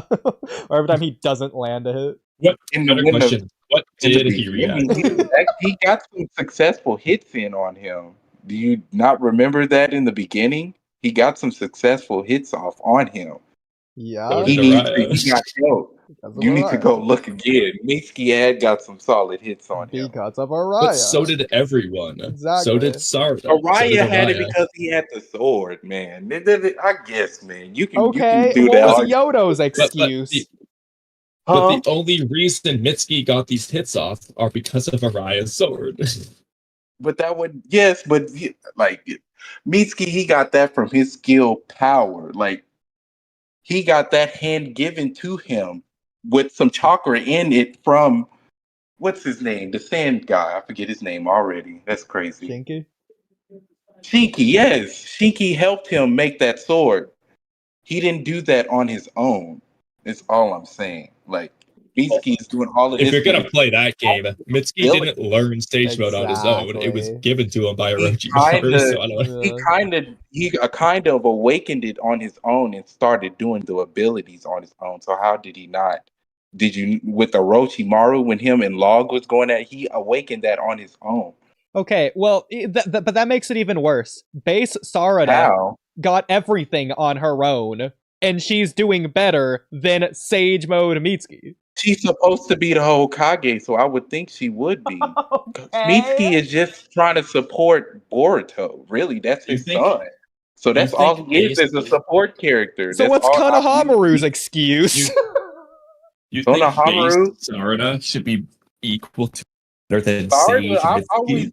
I feel like Sarda is gonna be above Mitsuki. So regardless. Invincible. She's What, Invincible. Especially if she's gonna be a Hokage, she's got to be above Mitsuki. Invincible. Let's Okay, but, rewrite like, the war When arc. was she in part of- one? Huh? But in part one, when was she ever better than base Mitsuki? Never. That's- Sharingan Sarda was No, never better that than base Mitsuki. And now we that have was- base Sarda better than Sage Mitsuki, which was a ridiculous amp. Disagree with that. Mitsuki and Sarda was a lot on a similar level, especially when it came to them fighting a lot of them villains. Because Sarda played equal part as much as Mitsuki did in a lot of those fights that they had together. That's So fine, but that that's how that doesn't disagree with what I said. I said she was never better than Mitsuki in part one. How would- So if she's equal to base disagree Mitsuki, that doesn't really He had- matter. And she wasn't. Base Mitsuki Look at was the- Shinky's okay, level. She they fought wasn't, and she Deepa. didn't catch up. When they fought Deepa, who looked better going against Deepa, Mitsuki or Sarda? Please tell me. Mitsuki. That's why What? Deepa would try harder on Mitsuki. That's crazy. rewatch man. the Sarda was doing you. Boy, y'all need to watch fights again. Sarda was going off. Bro, she did not catch up to Shinki's level. cracking Come his- on. Mitsuki didn't even crack his shield or whatever the hell he had. Well, you know, if it's well, Sarda let's was just doing all of that. Like, okay. Well, two things. Well, If two you wanna- things. Whether or not she's cracking, that's just a specific thing as far as Deepa's That's fight. showing But her let's strength. just disregard. That's Like, I'm going showing to give you her benefits of the strength. doubt. That's her Let me strength. give you let me give you benefits of the doubt just to emphasize the point. Let's just say Sarda was better than Base Mitsuki. Let's just assume that. Especially You would agree. I assume you would agree. You would agree that Sage Mitsuki was better than Sarda, right? You would At at that least agree with time, that? Sage Mitsuki couldn't. He was nerfed. He couldn't do much with Sage mode at that time. Why? He only could use it for only He a can do it little in Duper period of Vortex. time. Okay. He couldn't Okay. do it for only. He was nerfed in P. in part Okay. one. Regardless, you would that- still that- agree you gotta that he put that was into- stronger, right? If he's nerfed, He was then okay. nerfed. Sarda, what, All surpassed a Sarda would- if nerfed they would've went Mitsuki? against each Not other in normal? his Sage mode, Mitsuki? all she had to do was outlast him in Sage mode, and she would have beat him because he couldn't do nothing. That's not my question. Nerfed. My question He is was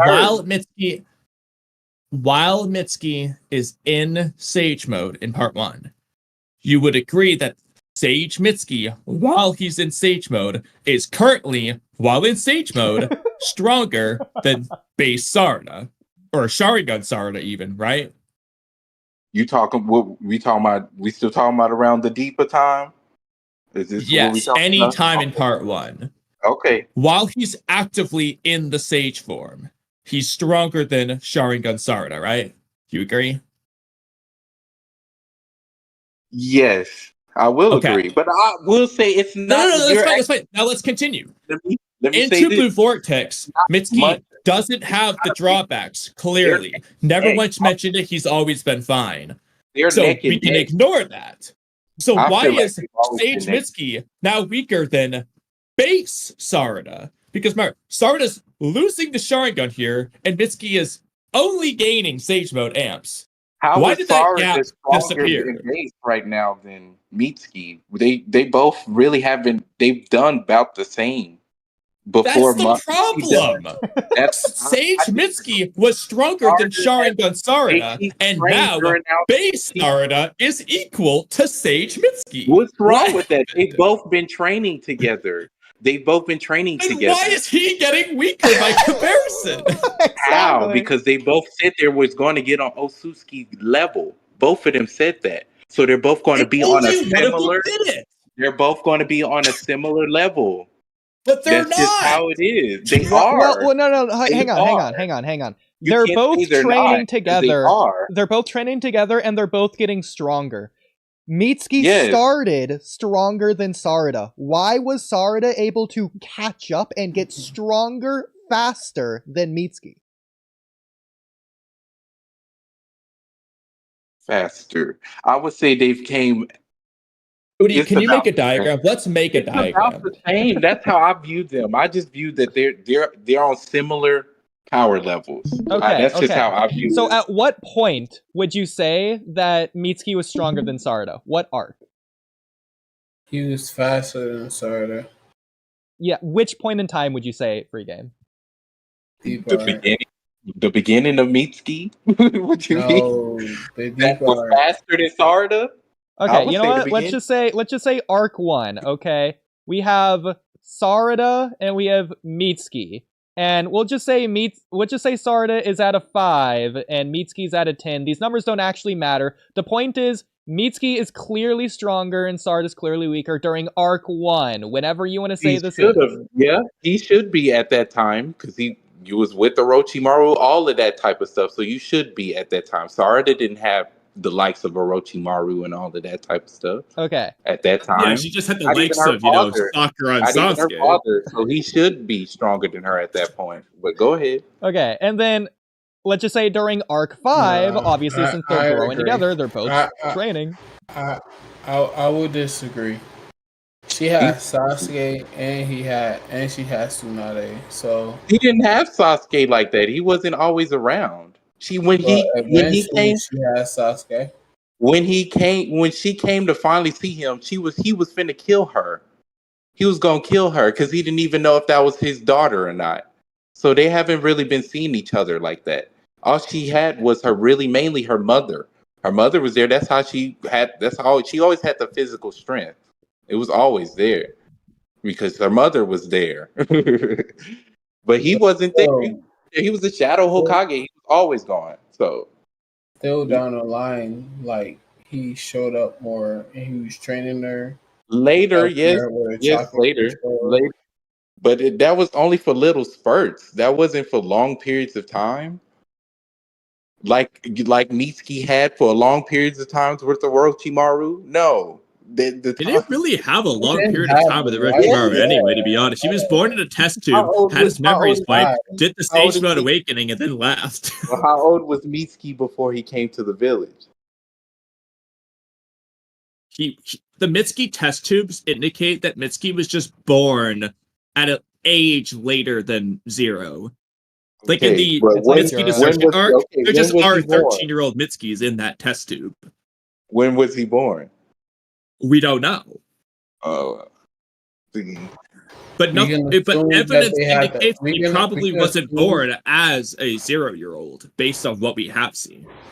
we can assume that he had to develop in the test tube and actually like grow into But you like still have to maybe learn a all of child or them abilities that he has, like the snake. He was we just can, born with that. no, he was born with that and You gotta Orochimaru still was just better because than him. you're born with it, don't mean you know how to do the abilities. You still have to learn from Well, Shout out somebody. to ask Sasuke. Delta and Kashi Koji that. Because Delta Huh? and Kashi Koji were born to knowing how to do all that. Yeah, and you gotta also That's different. consider the fact He's like an you gotta also android. consider He's the fact like that an android. Orochimaru was That's my bad. different. No, My go bad. ahead. Go ahead. Go ahead. No, No, Mitsuki's the same as Koji and Delta. He was just born with the He's not an knowledge. android though.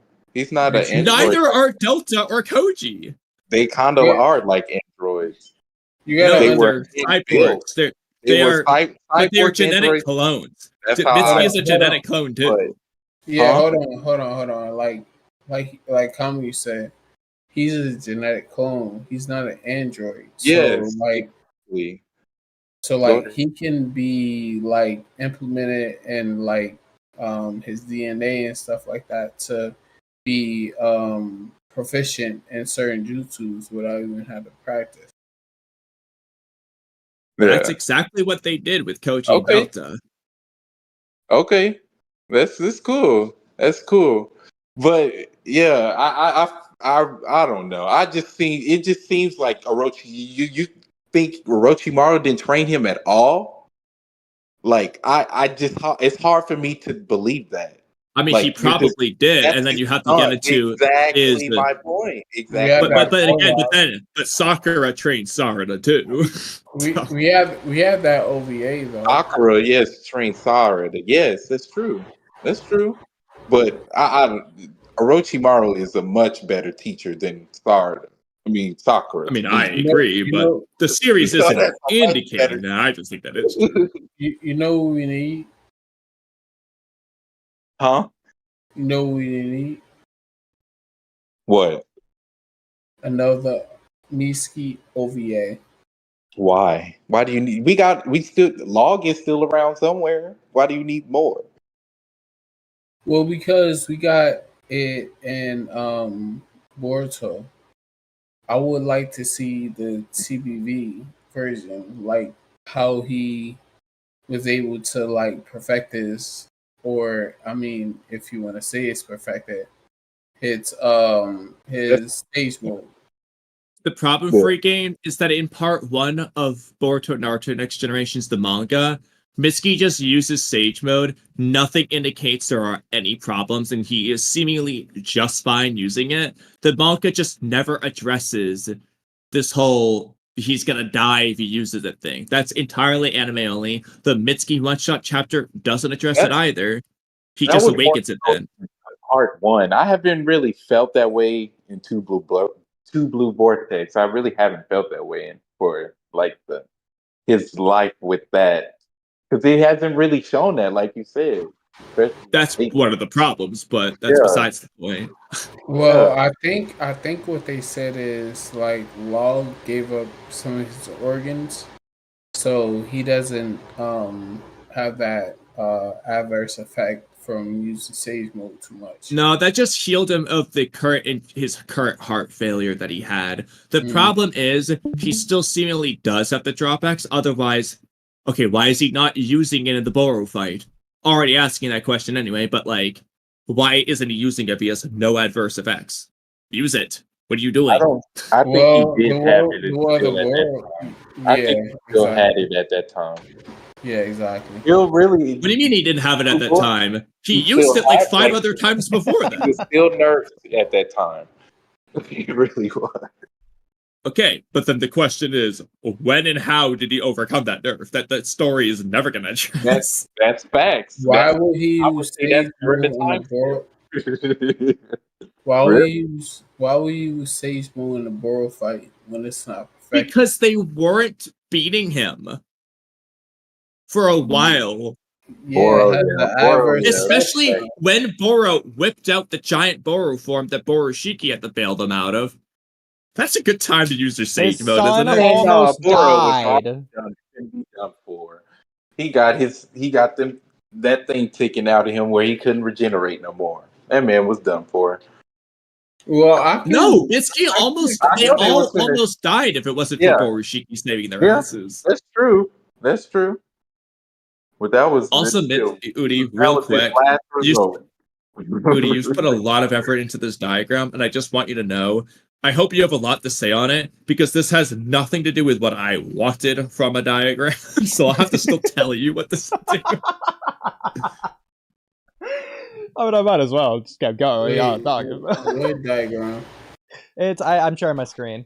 So this is what Invincible is saying, is that we'll just assume that they're growing at the same power for now. So at arc 1, Sarda's at a 5 and Mitsuki's at a 10. So then at arc 5, again, the numbers don't matter, but Sarda and Mitsuki's both grown.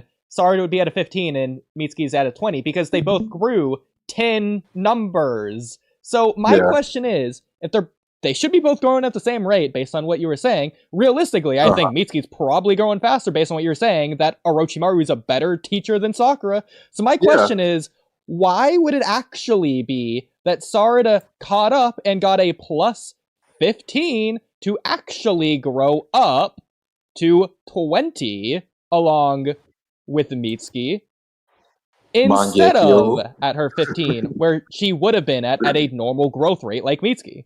Realistically, Mitsuki would be higher. There lies the problem where we just disagree with what's actually happening. So now we need the Mangekyo Sharingan it's strong. It really is. No, but see, Invincible. The problem is, so we'll make a diagram for this, but the Mangekyo Sharingan isn't what equaled her to Sage Mitsuki. She was literally earlier showing herself to be even with Sage Mitsuki in her base form. And this was before Sage Mitsuki. You were saying that Sarda was equal to Mitsuki in the Boro arc, which comes right after the tuning exams arc, to where Shinki and Mitsuki were equal, and Sarda was struggling against Shinki with Boruto's help. Yeah. So why did Sarda get a bigger amp? This is pre-Mangekyo. So why did she grow faster? Uchiha, man. That's it. Mitsuki's probably half Otsutsuki, man. He looks like Kamui. Man. Nothing about being Uchiha makes you grow faster. It's about being a prodigy that makes you grow faster. That's why Sasuke was so impressive. So is Mitsuki. That's facts, too. That is facts. 90% of the Uchiha were irrelevant fodder, such as... Who was it? The Sasuke's neighbors that were selling the fruit? What did he call them? Auntie and uncle, yeah. They were not... Well, actually, besides the meme. Okay, we're not doing that now. We're doing that another time. That hurts our argument. We're not doing it right now. Okay, but Oodie, if you make another diagram, we can kind of get at the bigger thing. So, no, I get it though. I get it, but like I said, like shoot. Okay. They do got to explain. I feel like they still got some explaining to do during the time skip with certain characters. We agree. So, Oodie, I want you to make... Okay, so we're going to give a little bit of a benefit of the doubt for this. So make all the way to the left. Make 2 even size bars. Okay. We'll do your bar thing again. Okay. Try to make them too wide. Okay. Now make a third one right next to it that's just like twice as tall. Okay, so Sarda, Boruto, and Mizuki? No. Oh. Like I You said, we're better not giving have benefits of the doubt. Mitsuki. The first 2 bars will be Sarda and base Mitsuki. Okay. So BM. And then the big one's Sage SM for Sage Mitsuki. This is part 1. Okay. Uh-huh. So we're just assuming Sarda and Mitsuki are equal. Sage Mitsuki is clearly way above.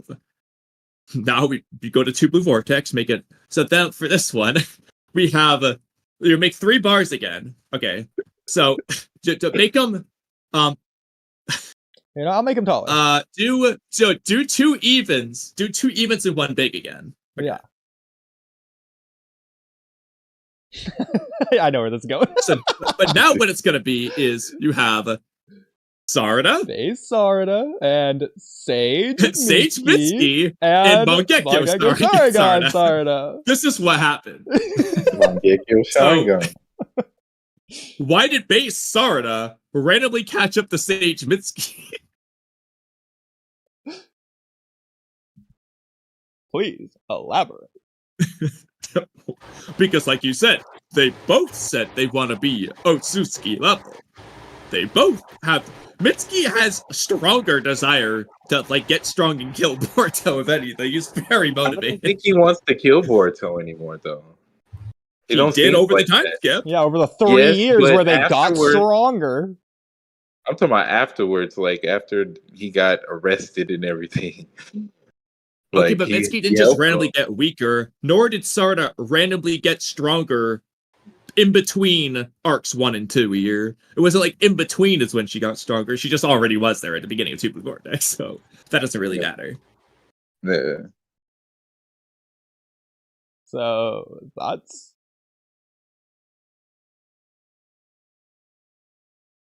Mm. We all think we're gonna see more Shiki. Huh? My bad. I'm too far away from the mic. When do y'all think we gonna see Momoshiki?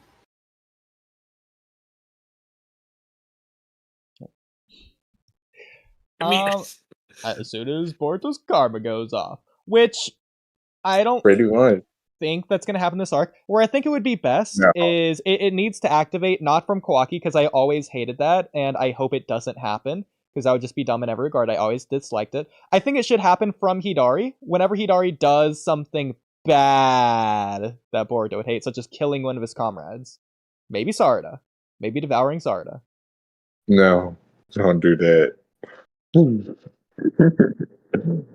I mean, like I said, it should either be I don't know what that means. one of 3 things. The one Oodie doesn't like, Kawaki Resonance. This is no particular order, I'm just listing the 3. So Kawaki Resonance, a emotional reaction to a bad thing happening, such as Sarda dying, Himawari dying, or whatever. Or it's he's choosing to do it because it's the only way to prevent that bad thing from happening at the expense of letting Momoshiki take over. So as an example, if he's activating karma to save Sarda from Hidari, knowing that this will let Momoshiki out, and then from there he doesn't know what will happen next. Kind of thing. It's going to be one of those. It should be one of those 3 anyway. Yeah. What you think? Well, So- it's just, I don't know how their relationship really is now either. They haven't really gotten to that either. So it's hard to really know. By the way, I didn't get the chance to say this earlier, but Invincible, you said something, and I cannot let you get away with it. So you were saying the reason that Sarda should be stronger in base than Sage Mode Mitsuki now is because she wants to become Hokage. So Why was Nawaki She's blown up? been wanting to come Hokage. So Yeah, I feel okay, like yeah, that's fine, that's fine. So why was Nawaki killed? Huh? You know, Nawaki. Dawn's child What about person. No, Tsunade's brother. The yeah. kid who wanted to become Oh, yeah. Hokage, who looked Yeah. like and acted just like Naruto. Uh-huh. So why wasn't he like Hokage level? Why did he die? He was blown up. I can't remember how he died. Well, I'm telling you, he was blown up. Okay, you know what? Here, let's remind you of something you do remember. Okay, so let's just rewrite the war arc based on this hypothetical. So you remember when Madara going came back back to to life? You know, oh my god, Naruto, he's not Edo Tensei anymore. Oh, he's regained his former strength. So why didn't Kiba just come in and Fang over Fang? That's okay. I'm glad. I was gonna go there. I'm glad you said that. Yeah, just kill Madara. Wait, going to get why did Kiba just win? He wanted to be Hokage. Anyway, why wasn't he just that god tier level? But he wants to become Hokage, and he's wanted to since part 1. Is Kiba Kage level? Would you say that? He doesn't. No, it doesn't boost you to Hokage level. It boosts you to Otsutsuki level. To Apparently, be a Kage, you have to be at least Kage level. Yeah, and level? Kage level dies against a Ryu. But is Kiba Kage level? No, he should be Otsutsuki No, level. that's the problem. That's that is the problem. I agree. Wanting to become Hokage doesn't make you Kage level or Otsutsuki level. It's irrelevant. But anybody that's Kage level can become Hokage if they wanted to, and if they that's also not they true. Have the criteria to become. Yeah, but Hokage. Sarda wanting to become Hokage has no bearing on that. What's wrong with Tsunade being Hokage? She didn't even want to do it at first. No. Your argument was that Sarda wanting to become Hokage was a reason for base Sarda catching up to Sage Mitsuki. We're saying that wanting to become Hokage doesn't mean anything because Kiba training hard to try to get to that. She's always been trying to train hard. Mitsuki's been training hard too. We don't know what she's done in the time skip. Like I said, they haven't said anything about that, so we don't know. What has Sarda done? We don't know what her new abilities could be with this mangekyo. Well, what did she do over the time skip? Apparently, absolutely nothing. She complained. Huh? She complained to Shikamaru enough to get herself demoted, and then she barely talked to Sumire to the extent that she didn't talk to Ada over the time skip at all. But she awakened it like she already knew that she had it in a way, because. Yeah, just like Sasuke. She only wanted to use it for Boruto at first. She only wanted to use it for Boruto, so she really knew that she had she didn't use it for him. Huh? And she didn't use it for him. Yeah, she didn't use it for him, but she's wanting to use it for the people that she was trying to take care of. So Boruto literally asked for help. In the sense, she did do it for Boruto. No. In a way, yes. Do you remember? Yes, Boruto, in a way. Boruto wanted to use Uzuhiko against Hidari. He said that I need help. Konohamaru assisted Boruto there. Meanwhile, base Sarda sits in the background. Hey, she was doing something against Hidari until he didn't do anything to Hidari until Hidari already caught her. It was dragging her into the claw. He caught her off guard.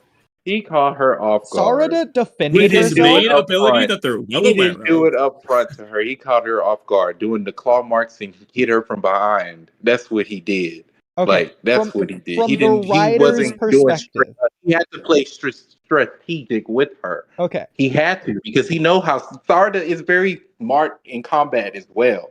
So, considering the events of the most recent chapter, why did Ikimoto write it so that Konohamaru helped Boruto and not Sarda?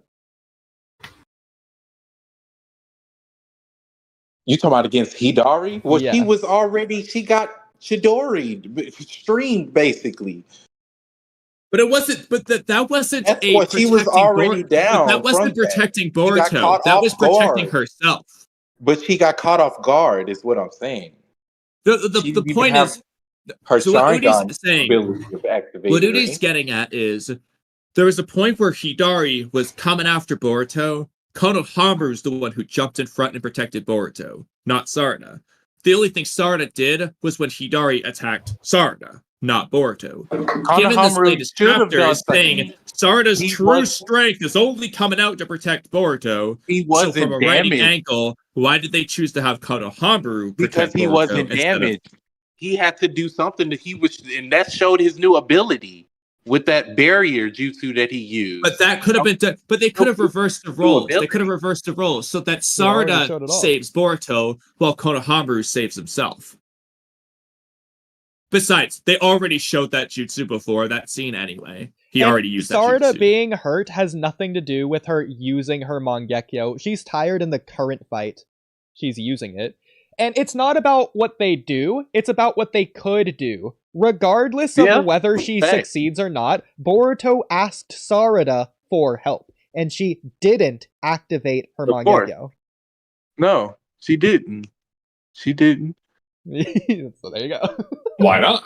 Yeah. She, I don't know. Shoot, they didn't say that. Well, they never me and got into Kamui, that. no. You're not gonna like it. We don't know what other abilities she could. She can have more than just one. You're gonna get like at least 2 to 3, maybe even 4. We just gotta see what That's the not else helping they this get. problem. That's making it worse. How? It's Mangekyo Sharingan. Look at how Sasuke, when he got his, he didn't have just one ability. He had multiple different abilities. Invincible. The point is, if there was only one ability, you argued the ability we're seeing would have been pointless versus Hidari. But if we're adding more abilities, that's a greater chance of it being useful versus Hidari. Yeah. Mangekyo, you don't just get one ability with that; it's multiple. Again, So, you're helping us. what? That she's stronger? No, that too, but I mean, thank you. you're helping us again.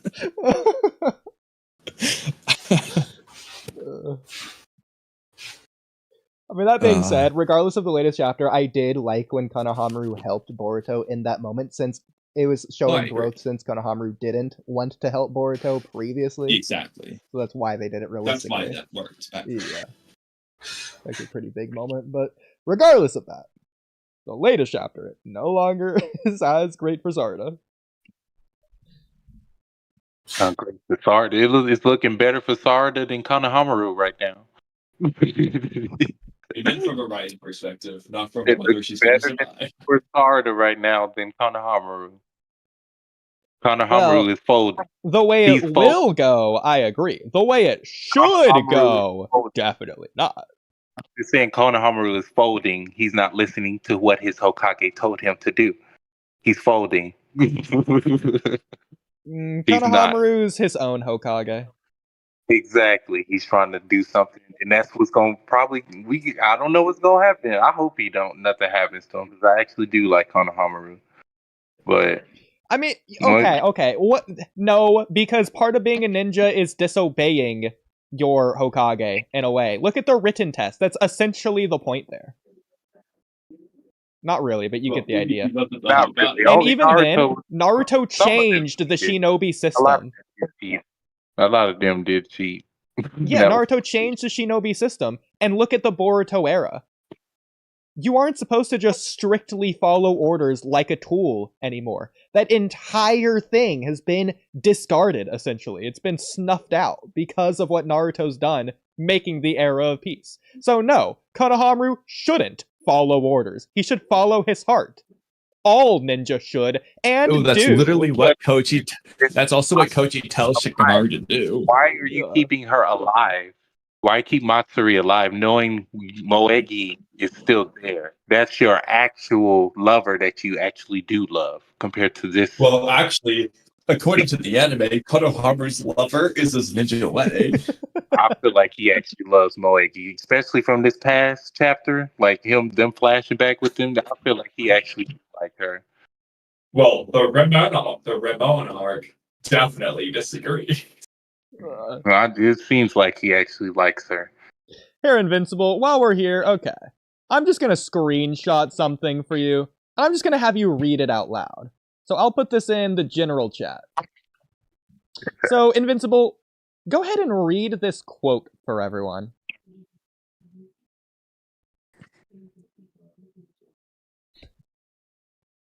Please, go ahead. Preferably out loud.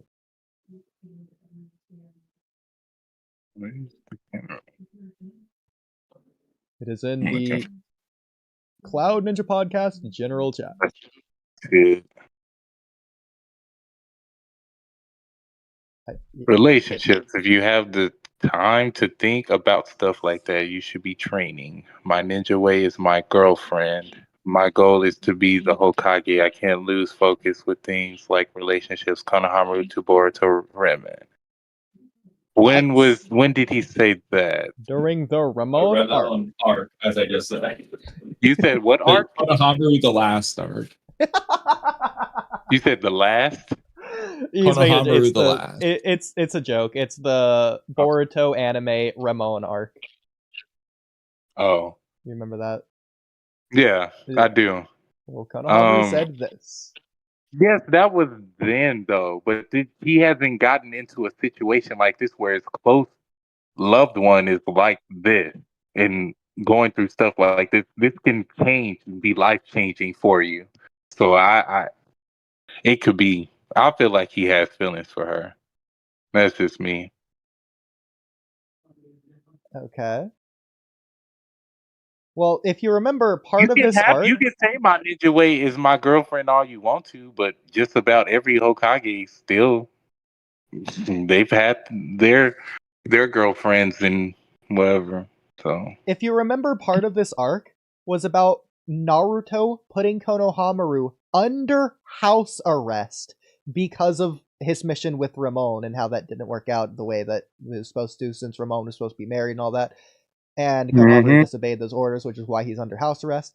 And then, you know what he does? He disobeys orders while under house arrest and leaves his house to go save Ramon.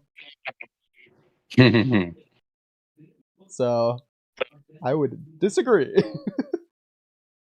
Oh, by the way, Ramon basically almost dies at the end of the arc. She loses her memories, and Konohamaru's just fine with it. He doesn't go and reintroduce himself or anything. He just knows that she'll never remember him.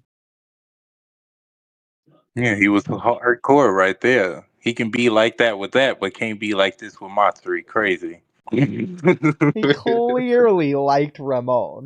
You can be like that with her, but not Matsuri. That's the thing. They were definitely setting up Konohamaru and Ramon being a couple in that. I guess, man. He literally did Especially the Minato Kushina grab.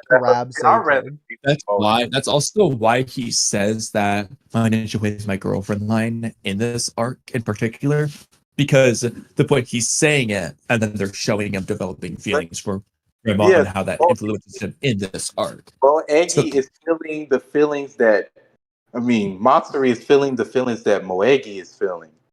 So not Moegi necessarily. They could be, but it doesn't inherently have to be that way. It could be, but it doesn't have to be. But she was crying and doing all of that. She didn't want to kill him and all of that stuff because she actually likes him. And how's it not? Like, well, why can't that just be because Matsuri likes him rather than Moegi? What I'm saying, yeah. So obviously, there's a connection to Moegi there, but it doesn't have to be. I'm not saying it isn't, but it doesn't have to be. Moegi romantically liked Konohamaru, therefore Matsuri romantically likes Konohamaru. It is possible that Moegi just cared about Konohamaru as a friend, but Matsuri likes her romantically. That is possible. The same way that Hidari doesn't like Sarda yet, despite Sasuke clearly doing it, and so on. Like, they don't have to be one-to-one. Yeah, it's possible. Especially considering, if you want to say they're one-to-one at the start, then fine. I still wouldn't say they are. But as time goes on, they're clearly developing as their own individual sentient being with self-awareness. So they would just change from that person anyways. This is really this is kind of Moegi's first arc really being out. After the stuff with Gaara, that was her first stuff coming out. So this is really her first coming out party. So I feel like this is part of it. That's what they're feeling in the beginning stages until they start, like you said, getting their own thoughts and ideas and all of that stuff. Well, this will actually be a perfect segue into something else. So, are you one of the people that think that the reason Jura cried is because he's feeling what Matsuri is feeling? I'm actually doing a segment Yeah, in my next I, video I think explaining my answer to so. this. That's kind of like his I think so friend. because they're from the same being, Yeah. like Tensel. So Like I think they have some type of like attachment to each other. yeah, exactly. Like they feel what each other feel. Okay, so I would disagree, and as time has gone on, I've disagreed more and more. So Jura shouldn't be feeling what Matsuri is feeling and all the other Shinjus. What do you think he cried for? Why do you think he teared up? Well, I'll get into that in a moment, but just to debunk that really quick. So the reason that Jura shouldn't be feeling what Matsuri and all the other Shinjus are feeling is because he didn't feel her rage or Ryu's betrayal. And if he did, he wouldn't hype up Team 10 and he would destroy the world because he's pissed like in Koji's worst possible future. Or at least Koji would warn against making the other Shinjus angry because if Jura gets angry, he's going to destroy the world. But is Jura privy to Amado's not Amado's Kashin Koji's like he can see into different timelines? Koji can see Doesn't Jura. no, he doesn't know. He doesn't even know who Koji is yet. Yeah, plus that doesn't really exactly. matter. So How? What do you mean how? Why would that matter? How wouldn't that matter? He's in the dark about something. So that can like foil his plans because he's not adept to like everything that's going on. Like Koji's power is so fucking like broken that he can see into every different timelines. Yeah. So far, I don't know if the Senju can do that, but it's stated that Kashi Koji can do that way now. We haven't seen anything with the Senju being able to like have any premonition or anything like that. No, it doesn't that way. It feels like you're having a counterpoint to a conversation that we're just a different conversation, like one we're not even having. Yeah. I don't understand. Either way, I'm sure we're all in agreement. Matsuri had intense anger towards Konohamaru. Yes, after he tried to kill her in a way, so who wouldn't? So then Jura would have destroyed the world if he could feel Matsuri's feelings in that moment. I don't think he would. I don't think so. Why? Jura would have been angry. If Jura's feeling Matsuri's feeling, and that's why he's crying, then that means Jura is sad, just like Matsuri. So therefore, Jura would have been angry, just like Matsuri when she was angry. They only showed him time after she was crying and doing all of that. Yeah, he shed his hair. They only showed him doesn't one mean time. He mad though. That they didn't show him, so we don't know what his reactions was. Like he even has some sympathy for Konohamaru. Yeah, he's understanding how the world is and why people love and stuff. Because he read all. I want to say he's understanding, but he's like learning as he go. Yeah, he's learning. He's learning. Not more so understanding, but he's. If we're gonna say sympathy, then he has sympathy for all Konoha Shinobi at this point. Or realistically, the sympathy comes from the fact that he thinks Konohamaru, like all humans, are essentially suffering from their limitation of failing from their love and all that other stuff. Love, yes. And reasoning and all that stuff we already went over earlier. Yeah. But and that's been a bit pushed too. Yeah. You know how Naruto writers do. Yeah. Plus, the other obvious debunk to this would just be like in not Matsuri's introduction, but like chapter 5, when Jura asks who all the Shinju's targets are, he would just already know. And or he would already know how Team 10 is feeling when Matsuri says she can feel their deep He also, anguish. yeah, he literally says to Matsuri, those emotions you are feeling are your own. I Yeah. don't feel them, blah, blah, blah. He literally says he doesn't feel their emotions. So it's not that. I do think it is the Rinnegan linked eye He's- vision. Because Yeah, otherwise, he could see them. He probably could with the claw mark, something with that that he it's could probably. it's either Huh? it's either going to be the claw marks where he's physically watching, or it's going to be through the Rinnegan's linked eye vision, or it's going to be through Matsuri's trees, or whatever that turns out to be. Yeah, that's also a possibility. Because if he Hey. was just feeling what they're feeling, then he's not going to be able to assess the battle as it's going on. He's just going to know that Matsuri's angry, then sad, and then surprised, or feeling betrayed, or whatever. He's not going to know that Konohamaru failed his Rasengan, etc. Because he's not going to know that. He's not going to see it. He's only going to feel what Matsuri's feeling. Matsuri isn't feeling like, oh man, Konohamaru missed his Rasengan or whatever. that's not a feeling. So not like that. Yeah. But Yeah, I agree. Damn. Someone will say. Let me get back to it. okay. Kamui, what do you think?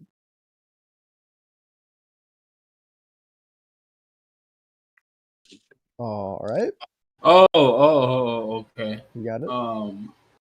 Yeah.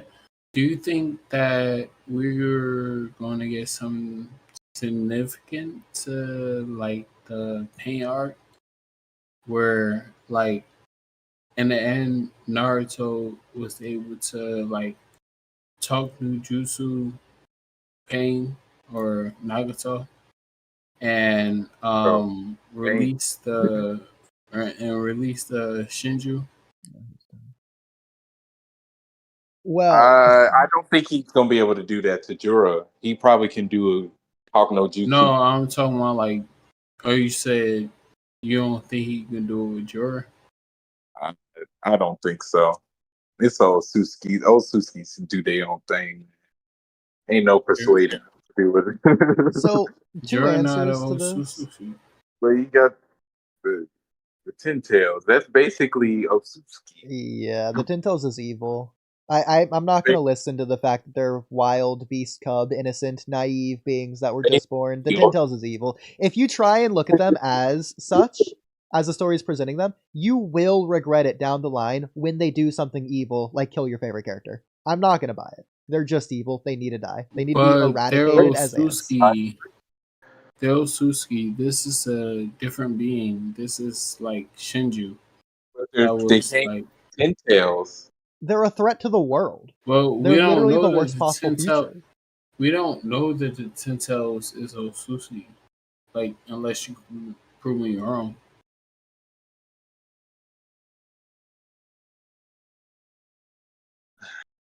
Immortal, you got it then? I'm trying to think of Yeah. something It's about. no lore that they're Otsutsuki. I mean, I can't prove you wrong, but I will But say Ten Tails are they are. I just feel like the Ten Tails is Otsutsuki. Just the Yeah. beast itself is at the very Otsutsuki. least, Kaguya merged How? with the Tintels. Yes, she was the Ten Tails, basically. Yeah, but Oh. wouldn't that make like Naruto and like Killer Bee, like wouldn't that make them Otsutsuki? Because They're not the Ten Tails, though. They're just I mean, I'm fine with them being part Otsutsuki. I would consider Kimimaro part Otsutsuki. Yes, I think they all are. Hagoromo and Hamura were half Otsutsuki. Yeah, all of them. yeah, they was half Otsutsuki because their mom was like. Yeah, but then that goes down the line. Indra and Asha are a quarter Otsutsuki. Their children are, what, 1/8? Their children are 1/16. You get down to Naruto, he's like 1% Otsutsuki or whatever. He's still Otsutsuki. Yeah, pretty much. Pretty Mhm. much. Mhm. Pretty much. It just. But I don't think that Tentels is Otsutsuki. So why do you think the Shut- Tintels needs to devour Otsutsuki in order to produce his chakra fruit? Where's the connection there? I mean, Does it have to be an Otsutsuki? Well, they got Himawari now. Does it? I mean, they say it needs to be a living Otsutsuki sacrifice because apparently it doesn't feel like the Otsutsuki chakra is enough. It needs to be To make the body chakra fruit? itself. Is that what you talking about? Is this what you talking about? Making the Yeah, chakra you need a fruit? living Otsutsuki sacrifice in order to make the divine tree because you need to feed it to the Ten Tails. Yeah. That's why Yeah. Momoshiki wanted Kawaki. Yeah, I get that part. I That's agree. also why the karma exists in the first place, so that they can essentially revive, because they need to die to the Otsutsuki. Yeah, but I don't think the Ten Tails is Otsutsuki. I think they need to sorry. I think they need to devour Otsutsuki so they can progress. It's like, if you will, putting the seed into plant when you want to manifest it. So I don't know. Maybe Well, that's just a byproduct of them feeding themselves to them. the Doesn't Otsutsuki mean they're devour Otsutsuki. themselves, and the Ten Tails, I don't know if it would devour another Ten Tails, but that'd be interesting if we ever saw something like that. I could totally see it, though. Let's check Chat GPT. Might as well. So what? Might as well, yeah. I'll also add the fact that both Madara and Obito got white hair and like greenish whitish skin when they fused with the Ten Tails.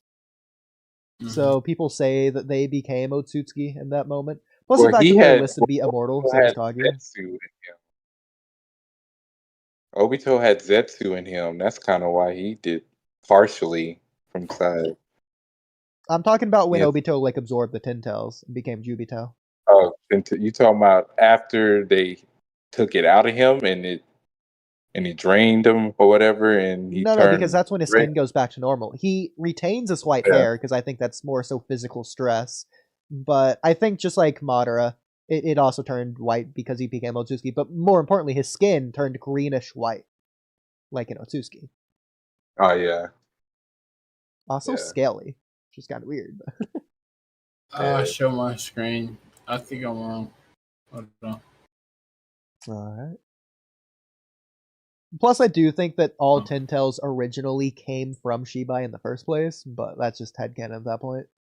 You buy yeah. We'll find out in time. No telling. They even go into that shit again. Free game, you sharing your screen? Hold on. Alright. What?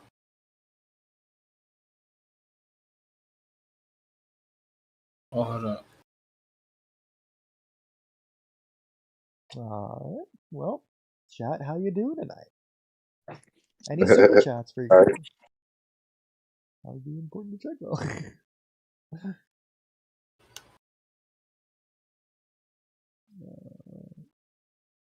Alright, no chats on our end. So at least there's that. That's online. Open back up to here. Alright. Well. Guess I'll read free games chat out. Wrong one. Hold on. Alright, Cloud Ninja Podcast chat. How y'all doing tonight? All right.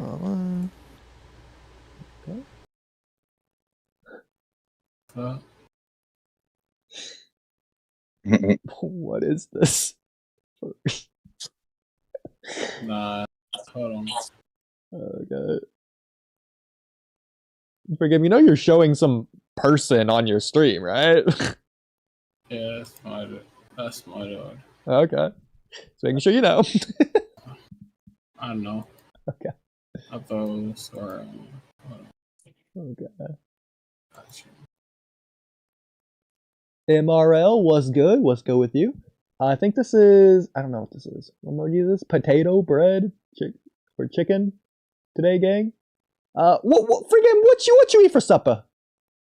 What you eat tonight? Invincible, what about you? None. I ain't none. You ain't eaten none yet? Dang. Mm-mm. What did I eat? I ate taquitos and broccoli. It's pretty good. Yo, says Pirate King. Pirate King Luffy says, yo, what's up? Well, glad I could interact with chat. All right, well. Man, I'm still trying to find this. What the fuck? Were you trying to find ChatGPT something? Or Oh yeah, I found it. Hold on. well, something else I'll note is that the Otsutsuki, or at least the Tin Tails, records everything, records all life on the planet, etc., etc. Momoshiki was able to record other people's attacks. He essentially saved them inside his own body. There you go. Plus the fact that Momoshiki devoured Kinshiki and evolved just like a chakra fruit. In fact, he literally turned him into a chakra fruit. He just skipped the tree process altogether somehow. Don't even know why they need the tree, just use the karma. In fact, I can't believe Kinshiki just didn't have a karma somewhere. But maybe that's a different Shinjutsu for a higher level, I don't know. What the fuck? I guess that doesn't make sense, you need it immediately. I don't know how the Otsutsuki do what they do. What? Anyway. Invincible, how you doing tonight? Oh, okay. I'm stupid. Stupid. Stupid.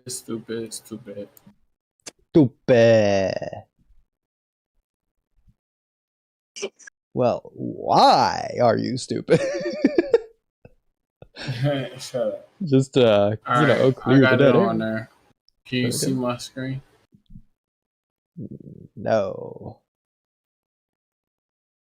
I was wrong. I could just watch it on the Discord. Or the YouTube. If you wanted to show it on YouTube. Discord. Yeah. Okay, yeah, I see it on on YouTube at least. Yes. Yeah. So read that. Yes, the Tin Tails in the Naruto universe is a manifestation of the God Tree, which was cultivated by Ishiki Otsutsuki and Kage Otsutsuki, and Kaguya merged with it after eating its chakra fruit. More detailed explanation, God Tree. The Tin Tails is essentially the tailed beast incarnation of the God Tree, a massive plant-like entity cultivated by the Otsutsuki clan. Kage's role, Kage Otsutsuki, a member of the Otsutsuki clan, played a crucial role in the Tin Tails' existence. That's crazy. Mhm. So there you go. Editing a marketing resume is in the way of reading the chakra fruit part of the nice words there, but moving on to the Rene Sharingan, this merging resulted in the creation of the Tin Tails, which possessed the Rene Sharingan, a powerful dojutsu eye ability. Don't know what it means by this merging, since it resulted in the creation of the Tin Tails. It's a hard explanation, but it seems like it's a part of them. That's what it seems like. Definitely merged with the God Tree at the very least. Yeah. I want to take a screenshot of that. That's kind of funny. Okay. Yeah, guys, I gotta get to sleep. It's 12 o'clock. I will catch y'all later. All right. Thanks for popping in. And us on yours. Peace out. Y'all free to stay in here if y'all want. Yeah, I gotcha. All right, Invincible, you want to hang around for a little bit?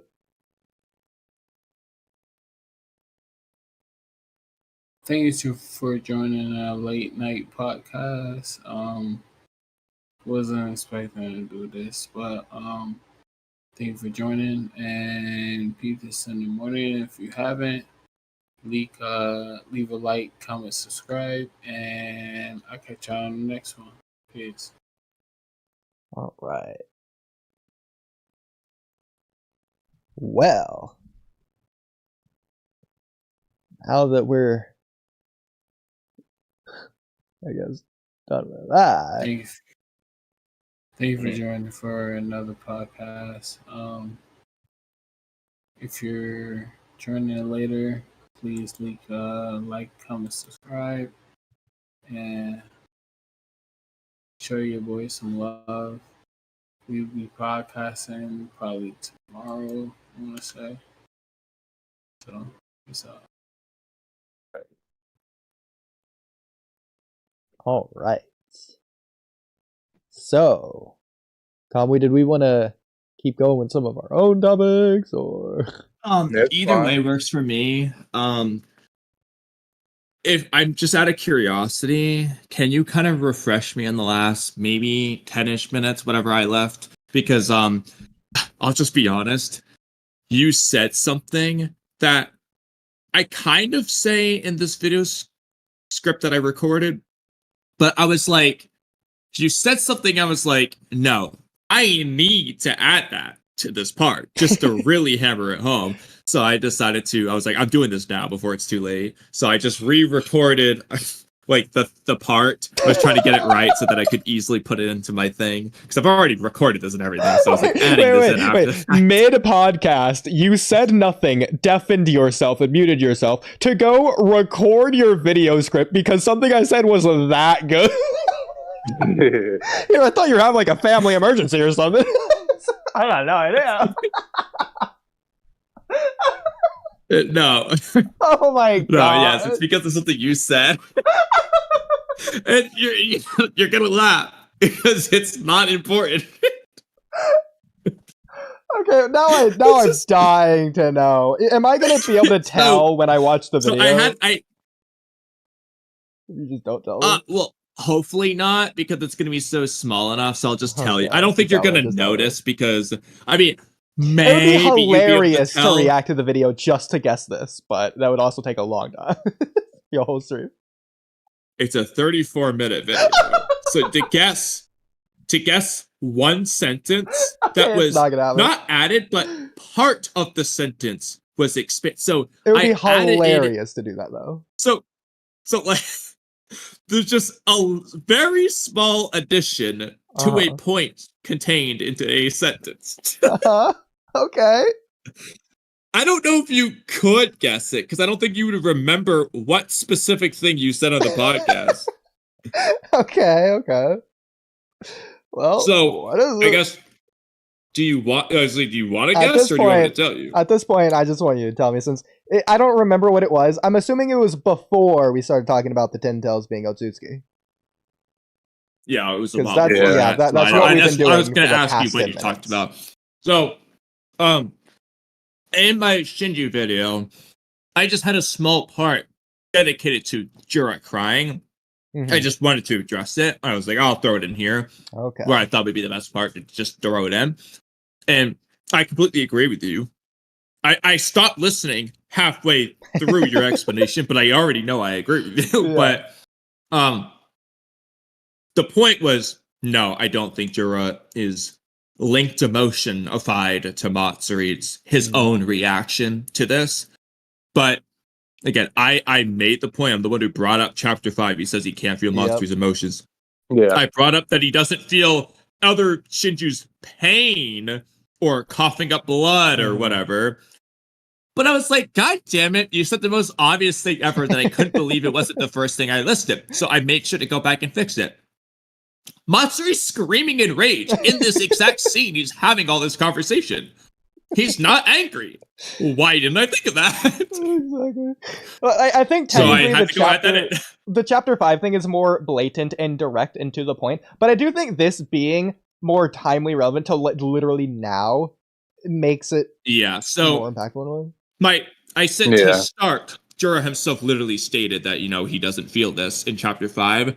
Moreover, I originally said Jura has never once shared other feelings of bodily functions with the other Shinju previously, including every time they felt pain from battle or even when Ryu was seemingly coughing up blood.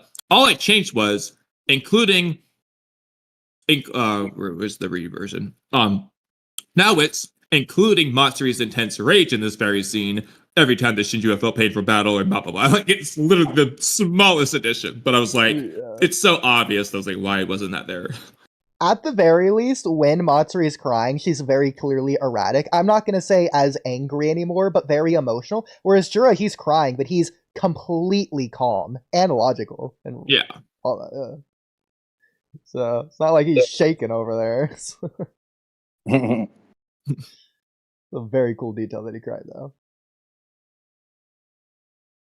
Either way, I'm glad you said it because I'm like, this is just so obvious. It just should have been in the script. I don't know how I missed. I don't know how I'm noticing Jura's contradictory statement in chapter 5 and not thinking about the obvious thing in front of us. No, but I was glad when I thought about it. I was glad when I wrote it down. You know what? But okay. What did you talk about after Jura crying? It's been a lot of nothing and me trying to fill dead air as Free Game was trying to find something to put on screen. About the Tintels being Otsutsuki or not. The conclusion is that it likely is. But Basically. it wasn't anything too crazy. What I will say, I'm just going to share my screen. I have the 3-year-old theory on this whole thing before anything happens, so I'm already in agreement. Yes, it is Otsutsuki. Okay, so Kamui, this was the most interesting thing that I found that Free Game pulled up. You want to read this? Okay. Their smurging resulted in the creation of the Tentacles, which possessed the Rene Sharingan, a powerful dojutsu. What is it talking about? This is the Google AI thing. It's like, what merging? When did you search? I guess the merging. It's the merging of Kaguya and the Divine Tree. You get a Rene Sharingan with it. Resulted in the creation of No. the Tentacles? It's saying when Kaguya merged with the Divine Tree, yes, it Kaguya became the Tentacles. Which possessed the Rene Sharingan. Okay. Yeah. See, the Rene Sharingan, like, caption or whatever at the top really was throwing me off there. Yeah. And I thought it was talking about... I thought it was talking about creation of the Tintels as, like, in existence, like, as a concept, rather than that one just transforming into the Tintels. Yeah. Now I get it. Okay. Yeah. No. Why the title thing with the colon is Rene Sharingan, and they're even mentioning that. Yeah, exactly. Is weird. Because this isn't explaining what the Rene Sharingan is at all. It's explaining the creation of the Tentacles and saying, oh yeah, by the way, it has a Rene Sharingan. Even then, I still don't like, even knowing what it's referencing, I hate the phrase creation of the Tentacles there. No, it's not. Like all things regardless. No. Yeah. It's not. It sounds wrong. But I'll get rid of that. Okay. So might as well go over some of these other things. And we'll just I can't scroll this way. Okay. We'll scroll this way. I was kind of okay. I just saw this in a recommendation on Google. I was kind of just wondering what this looks like. Firing the Lorentz plasma cannon. So as you know, my thing that I was anticipating that was going to be the next cool thing after Araya Sword wasn't Sarda's Mangekyo. It was the Lorentz gun. The Team 7 technique finally being canonized since it was in the novels. It was this OP teamwork jutsu that was barely even a thing, but... And I told you... Barely possible. You're gonna like the Mitsuki rewrite. Yeah. Okay, cool. Well, I just wanted to see what this is. Again, it's a 12-minute video. We're not gonna watch the full thing. I don't even know if this. Well, to be fair, I don't know. Looks like it's obviously, the jutsu is gonna be inspired by this. I don't know necessarily that this is gonna be what the jutsu is. I know what the jutsu is, but I don't know if this will be exactly the same. So but we'll find out. Here, I'll just I'm gonna stop sharing so I can, or I'll just change it so you can just hear it. Okay. I don't know what this is. If this is like an informational, educational video explaining what is happening or what. Let's at least listen to it for a little bit. Maybe not if it's muted. Start by turning that down. I don't know if that's copyrighted. So design a live testing with whatever that is. It's a website and person, I guess. Have you ever wanted to throw a lightning bolt at something? Well, as it turns out, it's technically quite possible to do. Today we're going to fire this directed energy device that I built a while back. I call it the Lorentz cannon. The cannon is supported by a 240,000 volt pulse forming tower called a Marksbank, which delivers an Okay, so first of all, two things. Who is this guy? Is this guy working for a company or is he just doing this on his own? Is it just some retired dude that is smart? He just knows how to build a lightning cannon. What? He's got a Patreon. Well, he said I called it. Is he the inventor of the Lorentz cannon? Exactly. That was my second thing. It's not the Lorentz cannon. That's just what he calls it. What? You can request things, apparently. What can we request? I might just unironically do this. Can we request him to use his Lorentz gun on Iron Sand? Just see what happens? We get him on the podcast. You can scientifically explain it. I love it. Oh my god. Well, he can demonstrate it live. He's just like standing out here just on our live stream doing it. Kamui, I kid you not. I'm going to keep this up. I'm going to send this guy an email after this. I don't care how much it costs. We're doing it. Okay, anyways. Electrical power pulse of several gigawatts to the 30-barrel armature gun mounted on top. The gun then initiates a plasma channel through the air at current levels found in natural lightning and can direct this plasma channel towards any grounded target. Would be now cool you if that might was be real. wondering, why would anyone build such a thing? Well, back in the day when I lived at survival research labs, my task was... Okay, what is a survival research lab? Distinct from a research lab? No, I think that's the name of the place. Like, when I lived at Bob and Joe's research lab. Like, that's just the name of the place. Okay, that's such a coincidental name. I'm just saying, is this guy the real life Orochimaru? Like, what is happening? was to make electrical devices that could somehow interact with the machines. But these machines were often quite violent. Oh my goodness. And unpredictable. That animals? And they were usually loaded with weapons and explosives. Oh my gosh. This is a cool video, I'm just saying. Shoes, they're gonna change. Maybe that's why it's survival research lab. Wait, what happened to your YouTube Premium? I don't know, bro. It just doesn't work during the podcast for no reason. I guess because it's on the Walky Talky account randomly. Okay, anyways. That's probably why. Electrical device to survive in such a hostile environment. Look at how crazy the these answer, machines are. Use pulsed power. And if that doesn't work, I wish that was more real. pulsed power. Now, capacitor banks are a cheap and cheerful way to blast objects with hundreds of megawatts. That's so cool. Or shower large areas of machines with molten metal. But to blast an object with capacitors usually involves running very heavy cables. Okay, small rewrite for Boro. Instead of making his, like, spewed lava, like, marsh pit on the ground or whatever, I wish he just did that, what he just described right now. He shoots, like, pellets of magma that are, like, it's basically Phoenix Flower, but even more crazy, towards just, like, raindrops of lava. At like hypersonic I mean, it kind of works speeds. with his gunpowder thing anyway, so why not? Yeah, that's pretty cool. And dragging these heavy cables up to a fast and mobile machine wouldn't be very practical at all. So I wondered, could you somehow direct a lightning bolt at a hostile machine instead?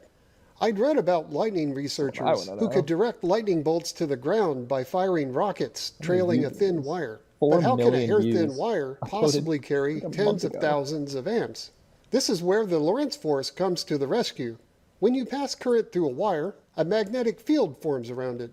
Lorentz found that this field produces a force that compresses the conductor, which increases with the square of the current. Okay, so at the very least, regardless of the fact that he calls it the Lorentz cannon, so if he coined the cannon... He's naming it after this physics discovery by Lorentz. Yeah. Now normally, if you tried to pass 10,000 amps through a thin wire, it would instantly vaporize. But if the current rises fast enough, the Lorentz force grows faster than the explosive force, and it contains the hot plasma into a super dense channel. It's a great trick, but there's a catch. In order to get the current to rise that fast, you need to hit it with a rather large voltage pulse, and a fast one to boot. Now this is easy for a storm cloud to do, since it has hundreds of millions of volts available. But I wondered, could mere mortals pull off such a feat? I want to know. As luck would have well, hey, you know what? Let's find out by going to the part here. Actually, I kind of want to see what he's saying here. I just want to watch this video as is at this point. You're right. This is low-key interesting. I don't want to get like a copyright strike, but I don't think he would. But for a storm cloud, we were just reacting to it. SRL had recently rescued a bunch of 20,000 volt capacitors. Here, you know what we'll do? We'll just to be safe, we'll there you go, red filter. The red filter on. The scrapyard. But some quick calculations revealed that we needed over 120,000 volts to produce a fast enough edge. So to get 120,000 volts out of 20,000 volt caps, I borrowed the Marksbank approach used to power the Z machine. What is this? Okay, Kamui. Let's make a detour. Let's look up the Z machine real quick. What am I looking at? The Z machine. The Z pulsed power facility at Sandia National Laboratory is a powerful X-ray generator used for research in high-energy density physics, fusion, and national security. Why does this dude know about this? This is crazy. My whole world's being shattered. It's a whole thing, apparently. What? Real quick, let's. Bro, I was trying not to choke on this water. Like, who is this guy? We could study when we first built the facility. Like, did he do all this by himself? By the way, does he have any partners? Why is he so good? And this provides us sort of unfettered and exclusive access to states that just cannot be created any other way outside of a weapons test. Z is basically a giant. He's saying, again, this isn't the Lorentz canon, but this dude's saying this Z machine cannot be created in any other way. Just the association there is insane. Battery, it's a big capacitor bank. The entire innards of Z is a series of stages meant to simply take that electrical pulse and compress it in space, compress it in time, and generate the most extreme pulse of electrical power that you can on this planet. And that energy is funneled down to a tiny little centimeter-sized target region at the very middle of the facility, and that's where the physics experiment is. That's so cool. For a very, very brief period of time, we actually have more power flow. Forget the Lorentz canon. I want a Z machine jutsu. Freaking have Sarda, Mitsuki, Araya, Yodo, Konohamaru, who else was there? Was that everyone? Just have like all of them like do a freaking pentagon, hexagon, however many it is around Ryu and make him the centimeter target in the middle.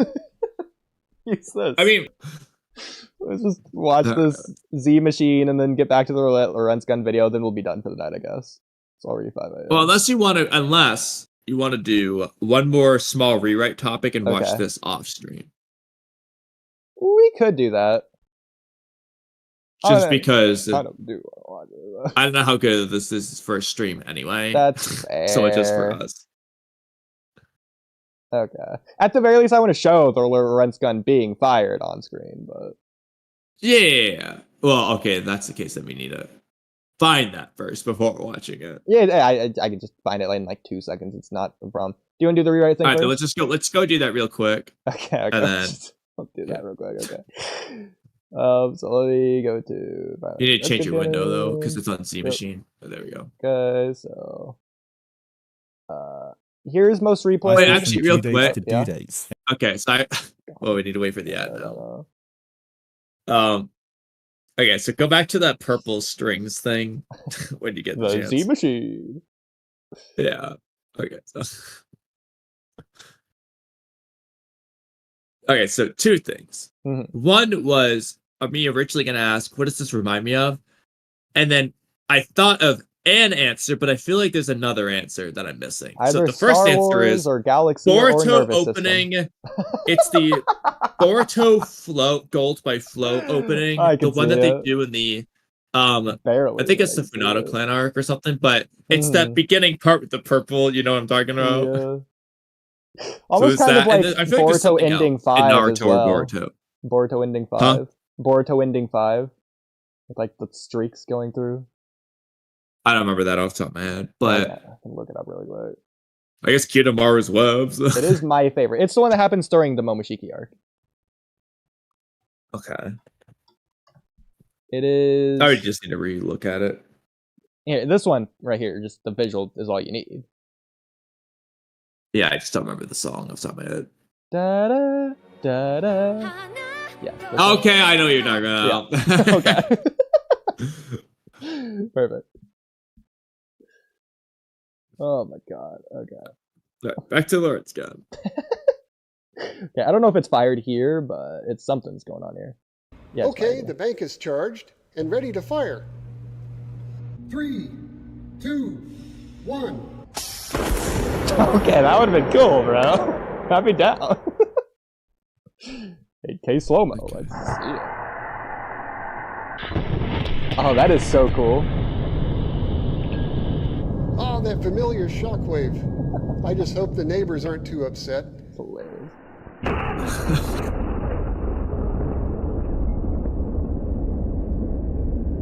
Like a freaking firework. Looks like I need to adjust the aim compensator upwards a bit. Okay, let's see this other firing. 3, 2, 1. Oh, bro. That's freaking cool. It looks like doubling the energy had an effect. Looks like it. Let's see this. Okay, so that's double the energy, I guess. There's something going here, I think. 3, 2, 1. Okay. I mean, I can just see that. Replacing Chidori or whatever is going to happen.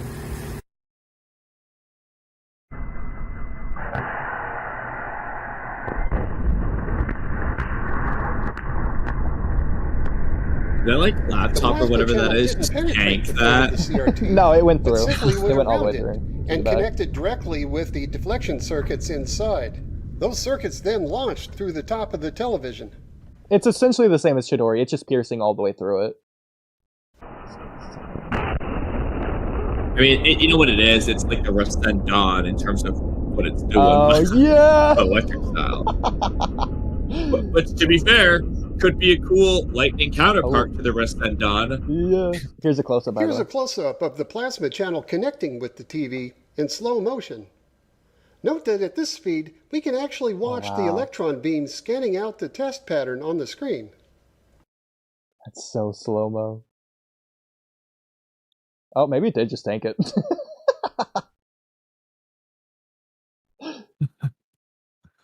I mean, TV doesn't work at the Now, I will say, what the Boruto novel describes of the Lorentz gun doesn't seem to be this.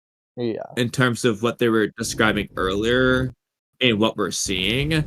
Because what they were doing in the novel is like, they had like Boruto, Sarda, Mitsuki they use like lightning style to create like a lightning channel thing, and then you would throw a kunai in between the two lightning channels, and that like propels the kunai forward at a ridiculous speed or something. I'm not describing it the best because I'm going off memory, but it's something akin to that. So like imagine you make like a finish line rope thing between Sarda and Mitsuki, and then Boruto just throws a kunai at that finish line tape, and then it just slings forward really fast. That's what I remember the novel explaining it like. Yeah, they had to do it like very accurate, which is why it was so difficult to do in the first place. But Sasuke's able to do it on his own, so at the very least there is that. Yeah. What I want to say, so this is like the Rasengan. It hit the front, and the damage is in the back. This piece is the part that was blown off. Yeah. It's like the water tank, yeah. But either way, regardless of that, how it would work here, it wouldn't necessarily be meant to damage Ryu, even if it would. It'd be more like Uzuhiko, to where it's like the alternative effect. It's just going to be negating his ability to create or use the magnet style in general. I mean, frankly, it doesn't need to be specifically the Lorentz gun. The point is, they should just, especially when Mitsuki, he's in his Sage mode, he's the lightning style guy, long distance lightning style, mind you. Sarda is using Chidori lightning style. Like, they should be using lightning style as a counter to the Iron Sand in some capacity. More than they have been, at least. Yeah. It's like they have precedents for this. Both regular sand and Iron Sand. Use it. Well, shout out Blue Saber, who is in the chat, as well as X10. I saw that X10 subscribed, and I think might have joined us. And 6 Canada TV. These people have all been around, as well as Pirate King Luffy, who was in Free Games chat. Hey, Pirate King Luffy, you should totally subscribe if you haven't. Thank you. And Adam Andrade. Thank you, Adam Andrade. Do you guys think the Will of Fire has a huge part in the Boruto story? Has it even been mentioned once? So I was gonna say yes and no. Like, yes, in the Momoshiki arc, I would say, yeah, it's there. Even if they're not saying it directly, it's there with the way of a shinobi thing, blah, blah, blah. It's close enough. It was physically shown in the Baryon mode part of the story, the ending song sequence. The Stone Village give it to Baryon mode, though. Naruto's conversation with Kurama about being Hokage, whatever. I'll give it there. But like we're picking out two very specific things with the same character, basically. No, it hasn't really been that big of a part. Like, it has nothing to do with the Boro fight. It has nothing to do with the Awark fight. It's not like the point. They're not even fighting in the village for most of these fights. Like, or the fighting that is done in the village gets taken out of the village pretty quickly and most of the time.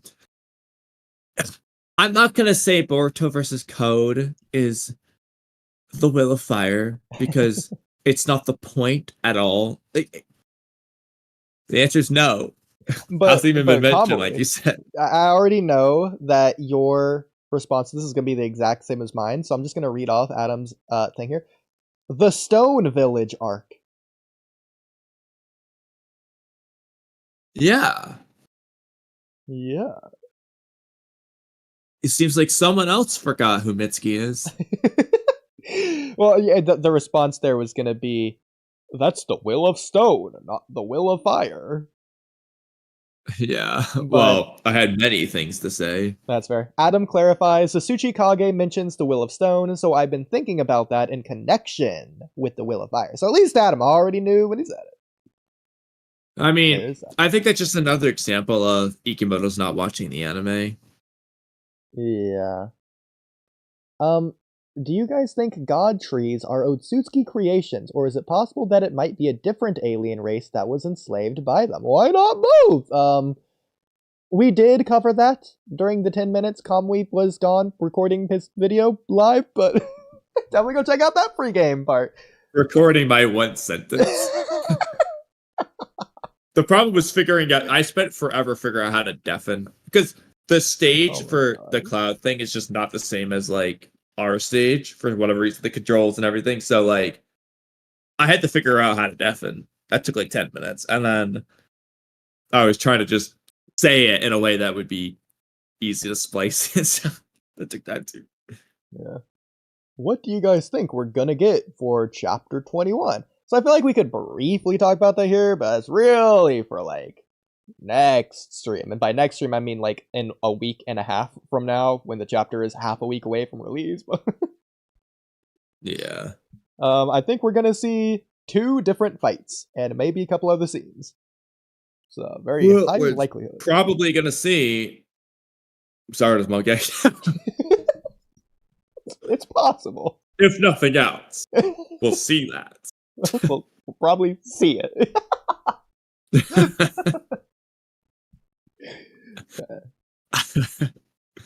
Hopefully Yodo dies and stays dead. Yeah. Blue Star does say, curious if you guys think Sarda did Kamui. I'm just gonna say no, but it's possible. Yeah. It's very possible, especially if it's Ikimoto's difference in art style from Kishimoto, since we've already seen that be a thing. For example, Orochimaru's hideout was just visibly slightly different. So it's possible that Kamui is just his own art style interpretation of it. Aside from that, I don't think it's likely, and I don't really want it to be, but I wouldn't be mad if it was. I mean, my 2 things against it would be, one, it's just not really doing exactly the same thing as Kamui. yes, it fundamentally is similar to specifically Kakashi's, where there's a long distance point that things are being sucked into. The thing, though, is that Kakashi's was like, it's like basically, it slightly sucks surrounding things into the orb, but he's basically just sucking away the thing the orb itself. I don't know how else to word it. Sarda's just like sucking away things 50 meters away, and it's not everything. It's specifically the iron sand going into it. It has a similar property, but it seems to be doing something a bit different from Kakashi's Kamui. That'd be the only similar one.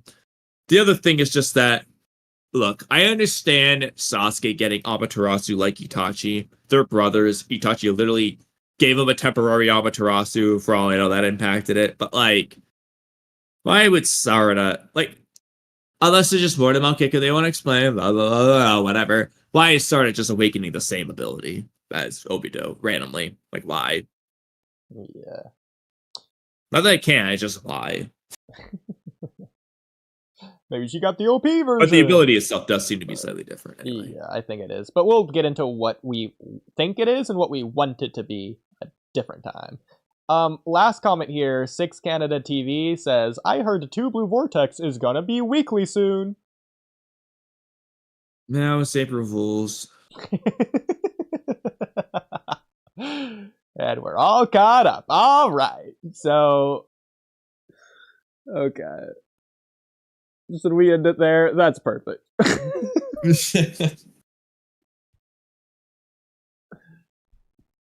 was longer than I expected. 6 a.m. To be fair, the end of that stream was really fun. Let me know when we're not live anymore. Oh, yeah. Okay. Actually, I want to go to private call for this. I want to go to private call for this.